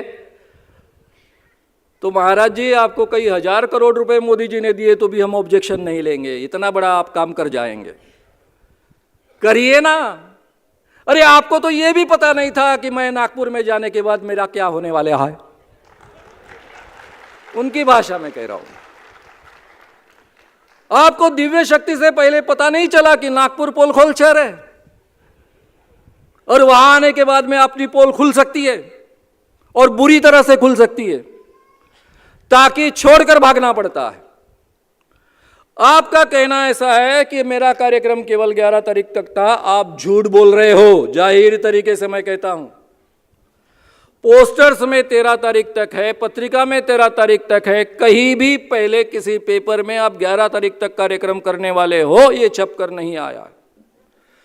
12 तारीख का प्रोग्राम छपा हुआ है, 13 तारीख का प्रोग्राम छपा हुआ है। 13 तारीख को पूजा अर्चा और होम हवन और क्या क्या चीजें उसके साथ में थी।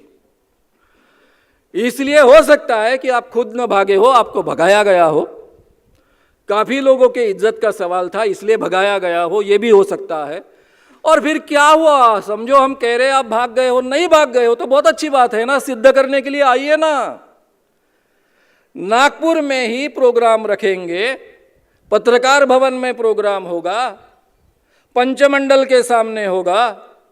जो देवेंद्र जी फडणवीस आपका आशीर्वाद लेने के लिए आए थे वही गृह मंत्री है, पालक मंत्री है, इसलिए आपको सुरक्षा का तो कोई प्रॉब्लम है ही नहीं।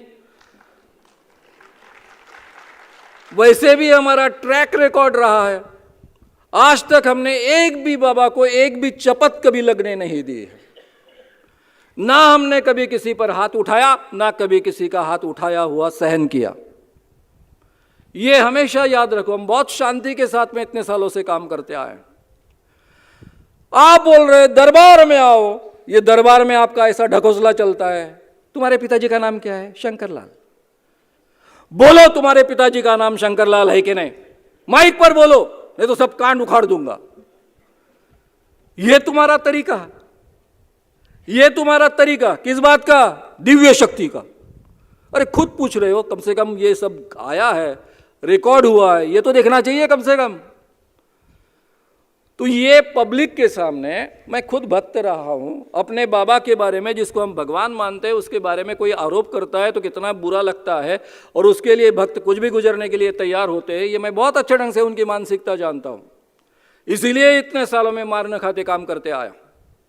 उस मानसिकता को पहचानता हूं, उसका आदर करता हूं, उसका सम्मान करता हूं और उन्हीं के लिए काम करता हूं। वहां आकर उस वातावरण में क्या आपको मैं फ्रॉड एंड प्रूफ कंडीशन के अंदर जांच सकता हूं? रहे सवाल आपके तरीके जानने के, किस ढंग से आप जानकारी प्राप्त करते हो, इसके मैं केवल 2-3 उदाहरण आपको दूंगा। प्रोफेसर शर्मा नाम के एक बहुत बड़े ज्योतिषी यवतमाल में आए। जो भी व्यक्ति उनको भविष्य पूछने के लिए जाता था वो उसका 100% सही भविष्य बताते थे। मैं और मेरे मित्र प्राध्यापक नमा जोशी, हम दोनों ने Tarun Bharat at a time join किया था।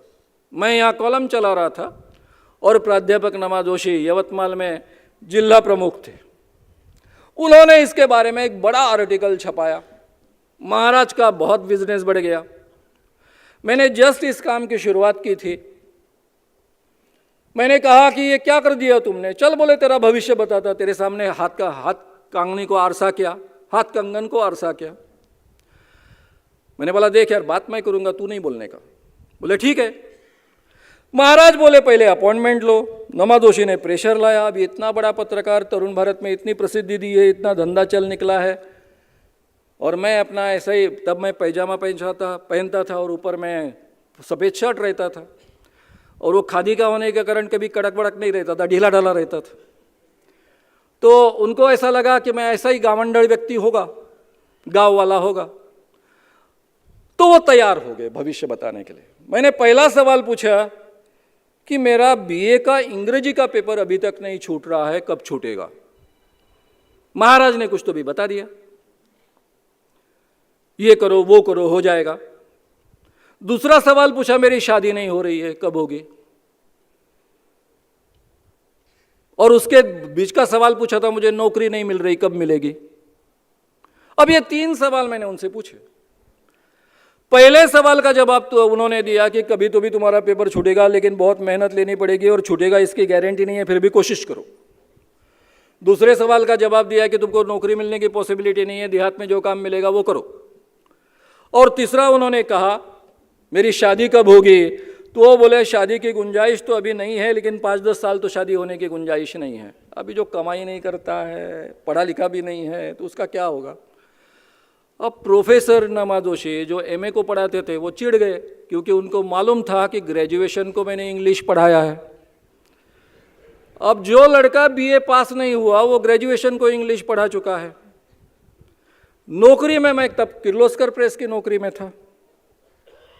रहा सवाल शादी का, शादी उसकी और मेरी, नमा जोशी की और मेरी साथ में हो चुकी थी, मुझे बच्चा भी था। फिर हमने उसको पकड़ा, उसके लड़कों को पकड़ा, वो लड़कों को पैसे देता था, और जब भी कोई अपॉइंटमेंट लेता था तो उसका एड्रेस लिखवाता था, उसका नाम लिखवाता था, और ये लड़के आसपास के घर में जाते थे और पूछते थे ये जो है ना देशपांडे साहब? हाँ जी देशपांडे साहब रहते हैं। नहीं, हमारी एक बेटी है, उसके लिए हम लड़का ढूंढ रहे हैं, तो हमने सुना है देशपांडे साहब के यहाँ लड़का है, अच्छा एक पढ़ा लिखा। अरे क्या बात कर रहे हो, उनके लड़के की उम्र तो 12 साल की है, अभी क्या शादी करेगा वो? नहीं नहीं, शायद लड़की होगी। अरे लड़की की उम्र अभी 15 साल की हो, तो कॉलेज में अभी तक जाने की है। ऐसे कर करके, क्योंकि हमारे आसपास के लोग बड़े उत्साही होते हैं, और शादी के मामले में तो इतने उत्साही होते हैं कि उनके घर के लोगों को जितनी जानकारी नहीं होती उतनी जानकारी देने के लिए उतावले होते हैं। तो ये सब जानकारी उनको प्राप्त हो जाती थी, और वो कहते थे उन लोगों को हमने पकड़ा, लड़कों ने माफ़ी मांगी, उन पर पुलिस केस दायर नहीं की क्योंकि देहात के लड़के थे, लेकिन महाराज को भगा दिया। दूसरा उदाहरण आपको मैं देता हूं, एक बहुत बड़ा उदाहरण है, वो है नैनोद के बाबा का। इंदौर में गया था, राहुल जी बारबुते नई दुनिया के संपादक, उन्होंने इंदौर के परिसर में एक प्रोग्राम आयोजित किए थे। सबने मुझे छेड़ा कि नैनोद के बाबा है, बड़े चमत्कारी बाबा है, और ये बाबा क्या सामर्थ्य, ऐसा है वैसा है वैसा है, आप उनको एक्सपोज क्यों नहीं करते? एक 50 लड़के लड़कियों की टीम लेकर मैं वहां गया। जाते वक्त मेरे ध्यान में आया कि ये सब जो रिक्शा वाले लोग हैं, ये मुझे जानकारी पूछ रहे हैं, तो मैंने उनको झूठी जानकारी दी। पेपर में जो छपकी आई थी उसके अलावा झूठी जानकारी दी। उदाहरण के तौर पर मैंने जानकारी दी कि मैं नागपुर विद्यापीठ का इंग्लिश का प्रोफेसर हूँ और हेड ऑफ द डिपार्टमेंट हूँ। अब क्योंकि इंग्लिश का प्रोफेसर ये छप के आ चुका था, इस ढंग की झूठी जानकारी दी, जैसे मैंने पहले इस केस में दी थी उसी ढंग की झूठी जानकारी दी। मेरा नंबर पुरुषों की लाइन में लगा, शायद 60वां 70वां नंबर होगा। मुझे लगा बाप रे 3-4 घंटे लाइन में लगना पड़ने वाला है। थोड़ी देर में बाबा लाउड स्पीकर पर चिल्लाए, वो नागपुर से head of the department of English जो आए हैं वो सामने आए, और जो जानकारी मैंने रिक्शे वाले को दी थी वो सभी जानकारी उन्होंने वहाँ दोहराई। मेरे सामने चमत्कार कर कर शंकर भगवान की मूर्ति निकाली, मुझे दी, और मुझे बाजू में खड़े रहने का, मैंने उनसे पूछा मैं खड़ा रह सकता हूँ यहाँ पर? वहाँ खड़ा रहा और उनके आगे के कार्यकलाप देखता रहा। बाद में उनको कैसे एक्सपोज किया, क्या किया, ये सब बातें आप मेरे YouTube चैनल पर भी देख सकते हो, विस्तार से आप वहाँ सुन सकते हो। मित्रों, ऐसे कई बाबा है। लहरी बाबा वर्धा में आया था, वो सब जानकारी बताता है, उसकी ख्याति थे। हमने एक गूंगा लड़का तैयार किया, भास्कर इथापे नाम का, वहाँ गए, उन्होंने सब हमारी झूठी जानकारी जो उनके भक्तों को दी थी, उनके साथियों को दी थी, वो दोहराई। वो सब मैं रिकॉर्ड कर रहा था।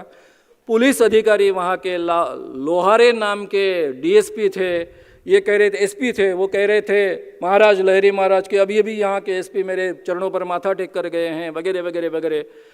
और फिर हमारे भास्कर इथाबे का पेशेंस छूट गया, और जब ये कह रहा अरे गूंगे बोल, अरे गूंगे आकर आकर आकर, वो पौन घंटा अपना नाटक करता रहा, उसका पेशेंस छूट गया और उसने जो गाली देना शुरू किया तो हमारा सब भांडा फूट गया। मैं सीधा टेप रिकॉर्डर लेकर लोहार साहब के पास गया जो एसपी थे, उन्होंने मुझे बिठाया, खाना चाय नाश्ता पिलाया, खाना खिलाया, तब तक ये बाबा को बिठा के वर्धा डिस्ट्रिक्ट के बाहर छोड़कर आ गए। उस जमाने में कानून नहीं थे, ये सबसे बड़ी दिक्कत थी। तो ऐसे कई बाबा है जो झूठी जानकारी कैसे प्राप्त करते हैं हमको बहुत अच्छे ढंग से मालूम है। सच्ची जानकारी प्राप्त करने का उनका दरिया क्या होता है ये पता है। इसलिए हमने बाबा के दरबार में जाकर ये चीज़ें एक्सपोज नहीं कर सकते, क्योंकि उनको सपोर्ट करने वाली पूरी सिस्टम वहाँ होती है जो उन तक जानकारी पहुँचाते। कोई दिव्य दृष्टि वगैरह नहीं होती है। तो वो नागपुर आए, नागपुर में सब लोगों के सामने ये सिद्ध करे, पत्रकारों के सामने सिद्ध करे। अगर 2 बार 90% वो करेक्ट बताते हैं, पैसों के लिए मत आए, केवल दिव्य शक्ति सिद्ध करने के लिए आए, तो हम अगर वो 90% करेक्टली बताते हैं तो मैं उनके सामने उनके चरणों पर माथा टेकूंगा, माफ़ी मांगूंगा। और जो मेरे संगठन ने आज तक हजारों बाबाओं को, मांत्रिकों को, देवी देव शरीर में आने वाले लोगों को और ज्योतिषियों को एक्सपोज किया है, वो संगठन बंद कर दूंगा। ये जाहिर तरीके से लिखित फॉर्म में मैंने प्रेस कॉन्फ्रेंस में 9 तारीख को बात कही है। तो बाबा कृपया भागे ना। अच्छा, बाबा की भाषा के बारे में मैं क्या बोलूं। बाबा कहते हैं कि वे सनातन हिंदू है। मैं एक सनातन हिंदू को बहुत अच्छे ढंग से जानता हूं, जो मरने तक अपने आप को मैं सनातनी हिंदू ऐसा कहता था, जिसका नाम है मोहनदास करमचंद गांधी, जिसको हम गांधी कहते हैं। कभी झूठ नहीं बोलता था, नम्र भाषा का उपयोग करता था, और पूरे दुनिया में जहाँ सूरज नहीं डूबता है ऐसे ब्रिटिश साम्राज्य से लोगों को साथ में लेकर, हाथ में लठ लेकर टक्कर देता था। रहा सवाल हिंदू धर्म के बारे में इन्हें कितनी जानकारी है पता नहीं, बोले ये नास्तिक है। नास्तिक का मतलब भी महाराज आपको मालूम है, क्योंकि हमारे सनातन हिंदू धर्म में अलग अलग विचारों की जो परंपराएं हैं, उसमें एक परंपरा है सांख्य परंपरा, जो आस्तिक परंपरा मानी जाती है, क्योंकि वो वेदों को मानते हैं लेकिन ईश्वर को नहीं मानते हैं। ये भी बात आपको पता है कि नहीं मालूम है। भारत में आस्तिक और नास्तिक शब्द का उपयोग होता था। जो वेदों को मानते हैं वो आस्तिक है, जो वेदों को नहीं मानते हैं वो नास्तिक है। भारत में चारवाक परंपरा है जो भगवान को भी नहीं मानती, वेदों को भी नहीं मानती। लोकायत परंपरा है जो वेदों को भी नहीं मानती, भगवान को भी नहीं मानती, वो भी नास्तिक परंपरा है। लेकिन भगवान न मानने वाली सांख्य परंपरा आस्तिक परंपरा मानी जाती है। ये भेद भी आपको मालूम है, इतना अभ्यास है आपका, पता नहीं मुझे है कि नहीं। लेकिन उन्होंने जिस भाषा का उपयोग किया है, उस भाषा के उपयोग के आधार पर मुझे लगता है बड़ा डाउट है। अब मैं तो ऐसी अभद्र भाषा का उपयोग नहीं कर सकता। उन्होंने कहा तुम्हारा बाप मर गया था क्या, 7 दिन तक क्या चला। भाई मैं राह देख रहा था तुम्हारा दरबार पूरा हो, क्योंकि मेरे कानून की वो आवश्यकता थी। ये दिव्य दरबार का कंटिन्यूएशन नागपुर में हो, ये मेरे कानून की आवश्यकता थी। इसलिए मैं राह देख रहा था कि आपका दरबार पूरा हो जाए और उसके बाद में पुलिस को एक्शन करने के लिए मजबूर होना पड़ेगा। अब वो बात अलग बात है कि पुलिस आकाओं के सामने कुछ कर नहीं पा रही है या फिर खुद ही कुछ कर रही है, ज़्यादा उड़ रही है, ये मुझे पता नहीं है। यह धीरे से पता चलेगा नागपुर वाले लोगों को कि किसके पीछे कौन है। तो बाबा ने कहा तुम्हारा बाप मर गया था क्या। फैक्ट है मेरे जीवन में, जब मैं अपने काम में जुड़ा था, गांव-गांव व्याख्यान दे रहा था, तब मेरे पिताजी की मृत्यु हुई। लेकिन उनके मृत्यु होने के बाद उनको देखने के लिए मैं काम छोड़कर नहीं गया। मेरा काम पूरा करने के बाद में, जब मेरा काम में मुझे छुट्टी मिली तभी मैं गया। तो ठीक है, आपकी जो भाषा है उसके तरीके आप उसका उल्लेख कीजिए, बोलिए। महाराज कहते मैं अंधविश्वास दूर करने का काम करता हूं।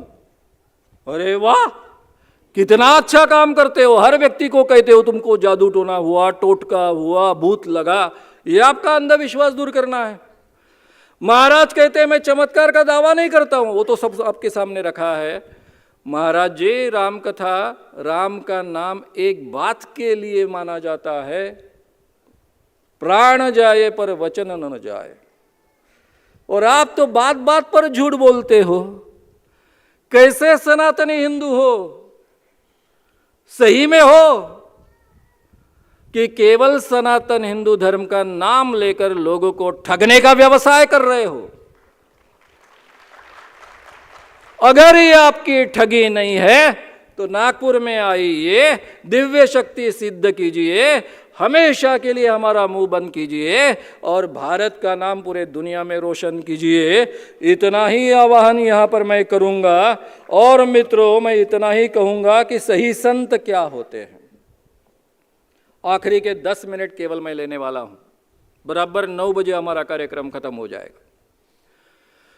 हमारे संत ज्ञानेश्वर,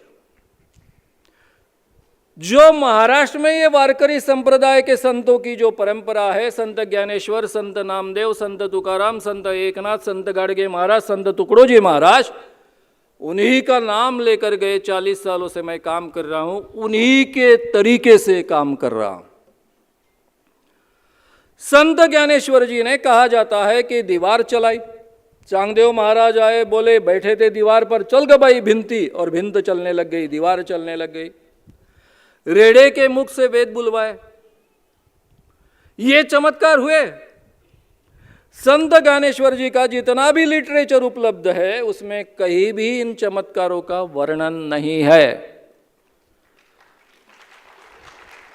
उनकी ज्ञानेश्वरी है, चांगदेव पासष्टी है, और भी 2 किताबें, हरिपाठ है, और इसमें कहीं भी इन चमत्कारों का वर्णन नहीं है। ज्ञानेश्वर जी ने अपने जीवन में ऐसे चमत्कार किए होते तो इस ढंग की ओवी उन्होंने लिखी होती। उल्टा उनकी योगी क्या है, योवी क्या है, अभंग, ओवी, ये अलग अलग शब्द है जो लिखावट के आधार पर तय होते हैं। उनका एक अभंग है जिसको हम ओवी कहते हैं। योग याग विधी येणे नभे सिद्धी, वायाची उपाधी दंभ धर्म।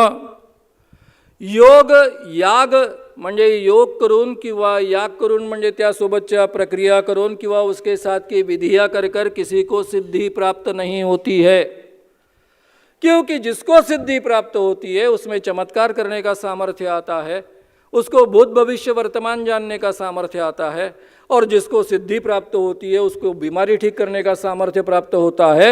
ये संस्कार आप पर और मुझ पर बचपन से होते हैं।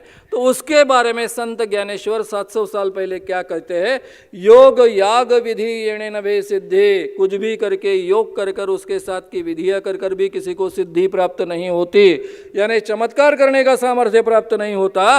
वायाची उपाधि दंभ धर्म, यानी ये सब पदवियाँ झूठी है, योगी वगैरह वगैरह सब पदवी झूठी है, ये झूठा धर्म है, ऐसे कहने वाले संत ज्ञानेश्वर।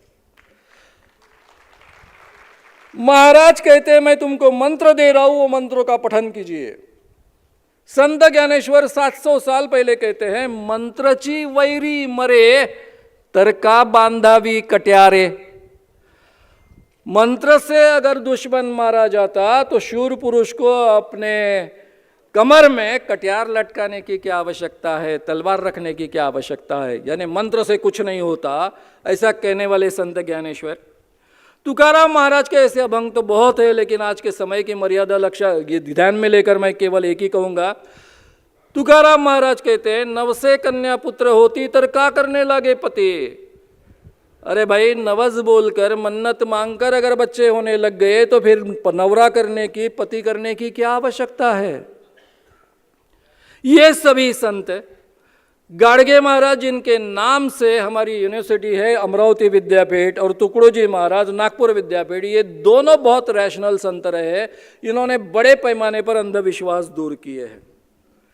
लेकिन मुझे, हालांकि तुकडोजी महाराज से मैं खुद 2 बार मिला हूँ, मेरे पिताजी के बहुत अच्छे वो मित्र थे, गाडगे महाराज के प्रति मेरा ज़्यादा बड़ा आकर्षण है, क्योंकि ये आदमी एक भी साल पढ़ा नहीं था, पूरी तरह से अनपढ़ था, और इसके बावजूद कितना रैशनल था। तुकडोजी महाराज की ग्राम गीता बहुत ही क्रांतिकारक है, हर व्यक्ति ने वो पढ़नी चाहिए, ऐसा मैं आग्रह से कहता हूँ। मेरे कॉलेज के जीवन में मैंने उसके ऊपर एक लेसन लिखा था, इस बहाने उसकी पढ़ाई हुई थी, लेकिन तब मुझे वो समझी नहीं थी। जब मैंने ये काम शुरू किया तब मुझे सही माने में वो समझ में आई ग्राम गीता, जो गीताई की, यानी गीता भगवत गीता की टीका है ऐसा माना जाता है, यानी उसके आधार पर लिखी है ऐसा माना जाता है। गाडगे महाराज क्या कहते थे? हमारे धीरेन्द्र महाराज का एक वीडियो बहुत ही प्रसारित हुआ है। एक शूद्र आदमी, अछूत आदमी उनके पास आता है उनको टच करने के लिए, तो महाराज उसको दूर धकेलते हैं, महाराज को मत छुओ, महाराज को मत छुओ, हम ब्राह्मण हैं। ब्राह्मण है कहने वाले धीरेन्द्र महाराज जैसे व्यक्ति को गाडगे महाराज कैसे समझाते हैं? गाडगे महाराज अपने कीर्तन में पूछते थे, क्या रे तू कौन है? वो सामने बोलता था, मैं महार हूं। तू कौन वह रे? मैं धोबी हूं। तू कौन वह रे? मैं कुंबी हूं। तू कौन वह रे? मैं बामन हूं। फिर महाराज बोलते थे, अरे इसको भी 2 हाथ, इसको भी 2 हाथ, इसको भी 2 पैर, इसको भी 2 पैर।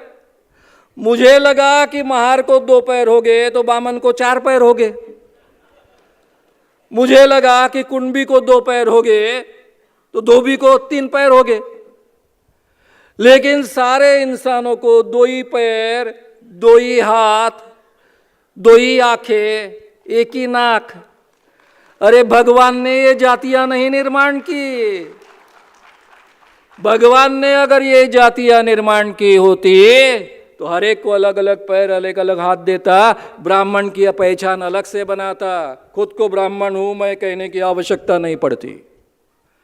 ये जातियां इंसान ने निर्माण की है। इसलिए आज के बाद अगर तुम्हें पूछा जाएगा कि तुम कौन हो तो क्या कहोगे? मैं मानुस हूं, मैं इंसान हूं, मैं मानुस हूं, ऐसा कहना मित्रों कितने सुंदर तरीके से गाडगे महाराज समझाते हैं धीरेन्द्र महाराज जैसे ब्राह्मण होने का दावा करने वाले व्यक्ति को। गाडगे महाराज एक बार बहुत ही रैशनल तरीके से उन्होंने सब बातें लोगों के सामने रखी है। उनका एक छोटा सा उदाहरण देकर मैं यहां रुकने वाला कि ये जो साइंटिफिक टेम्पर हम फैलाना चाहते हैं, आप तक पहुंचाना चाहते हैं, सारे दुनिया के सामने पहुंचाना चाहते हैं, जो हमारे कॉन्स्टिट्यूशन ने हमें ड्यूटी सौंपी है, महाराष्ट्र सरकार ने जो जादू टोना विरोधी कानून की कमेटी स्थापित की है, उसका भी उद्देश्य साइंटिफिक टेम्पर लोगों तक पहुंचाना है। ये काम गाडगे महाराज कितना इफेक्टिवली करते थे, इसका छोटा सा उदाहरण लेकर मैं यहाँ रुकने वाला हूँ। बहुत इंटरेस्टिंग उदाहरण है। गाडगे महाराज एक बार नदी के किनारे जहाँ ब्राह्मण पूजा कर रहे थे वहाँ जाकर पहुँचे। ब्राह्मणों ने वहाँ पर एक पिंड रखा था। जब किसी के घर की व्यक्ति मर जाती है तो उसके आत्मा की शांति के लिए वो पिंड यानी चावल उसमें रखे थे। गाडगे महाराज का अवतार एखादे भिखारी जैसा था, हाथ में कटोरा रहता था, लठ रहता था, कपड़े भी जगह जगह से अलग अलग रंग के कपड़े रहते थे, एक ही कपड़े में अलग अलग रंग रहते थे क्योंकि वो जोड़ जोड़ के कपड़े सीकर पहनते थे। तो ब्राह्मण जी को लगा, भट्ट जी को लगा कि यह आदमी शायद भिखारी है। गाडगे महाराज उनके पास गए, भट्ट जी बुआ, भट्ट जी बुआ, भट्ट जी बुआ लई भूख लगी जी, खाऊं क्या ये भात? भट्ट जी बुआ चिढ़ गए, ए बेड़िया हाँ बात नहीं है। फिर ये क्या है जी? ये पिंड है। ये पिंड क्या होता है जी? फिर भट्ट जी बुआ उनको समझाने लगे कि ये जो व्यक्ति है जिसने अपने पूरे बाल काट डाले, इसके पिताजी मर गए, वो स्वर्ग में गए हैं, उनके लिए यहाँ पर ये पिंड रखा है। गाडगे महाराज बोलने लगे, भट्ट जी बुआ पिंड इथं, पितर यायचे स्वर्गात, यानी पिंड यहाँ पर, इनके पिताजी स्वर्ग में। उनको क्या उपयोग जी, मैं भूखा हूं, मैं खाऊं क्या? त्यावर वो कहते हैं, इसलिए तो मैं मंत्र बोल रहा हूं। मंत्र बोलने के कारण यहाँ रखा हुआ पिंड जो है वो स्वर्ग में इनके पिताजी के पास जाकर पहुंचता है। गाड़गे महाराज तीसरा सवाल पूछते हैं, ये स्वर्ग कितना दूर है? भट्ट जी वो उनको समझाते हैं कि बहुत दूर है, क्योंकि इन्होंने पूछा मुंबई तक दूर है क्या, मुंबई तक दूर है क्या? नहीं नहीं, बहुत दूर है, बहुत दूर है, करोड़ों मील दूर है। गाड़गे महाराज मन ही मन बुदबुदाते हैं, बाप रे, भट्ट जी बुआ ने मंत्र बोला तो इनका पिंड, इनका चावल करोड़ों मील दूर जाता है, ऐसे कैसे जाता है? और उनके मन में क्या आया मालूम नहीं, वो नदी में गए, नदी के पात्र में से पानी उछालने लग गए, सब लोगों के ऊपर वो पानी उड़ने लग गया, लोग चिल्लाने लगे, ए बेड़ा पानी नो को उड़ो रे। और फिर गाड़गे महाराज बोले, नहीं मैं नहीं पानी उड़ा रहा हूँ। फिर क्या कर रहा है रे? मैं अपने खेती को पानी दे रहा हूँ। ए बेड़ा तेरा खेत कहाँ पर है रे? वो अमरावती जिले में है ना। अमरावती जिले का तेरा खेत यहाँ से कितना दूर है रे? वो बोलने लग गए 400 मील दूर होगा। अरे बेड़ा हाथ से पानी फेंक रहा है, 10 फीट जाएगा, 15 फीट जाएगा, 20 फीट जाएगा, 400 मील कैसे दूर जाएगा रे? तब गाड़गे महाराज कहते हैं कि नहीं बुआ, मुझे लगा कि भट्ट जी बुआ ने मंत्र बोला तो उनका चावल करोड़ों मील दूर जाता है, तो मैं भी भगवान का नाम लूं, मेरा भी पानी 400 मील दूर जाएगा। मित्रों, एक अनपढ़ आदमी ने हमें बुद्धि प्रामाण्यवाद सिखाया, साइंटिफिक टेम्पर सिखाया, विचार कैसे करना ये सिखाया। हम तो पढ़े लिखे हैं। उनकी अपेक्षा थी कि लोग पढ़ लिखेंगे तो अंधविश्वास के बाहर आएंगे, इसलिए उन्होंने एक एक पैसा इकट्ठा कर कर स्कूल कॉलेजेस खोली। हम इतने पढ़े लिखे, फिर भी हमारे महाराज धीरेन्द्र महाराज है जो ऐसे दिव्य शक्ति का दावा करते हैं, खुले तौर से लोगों को ठगते हैं, और इसके बावजूद हम उनके चरणों पर माथा टेकने के लिए तैयार होते हैं। तो थोड़ा हमने गाड़गे महाराज से सीखना चाहिए। इतना ही आह्वान यहाँ पर करूँगा और यहाँ पर रुकूंगा। धन्यवाद, धन्यवाद, धन्यवाद।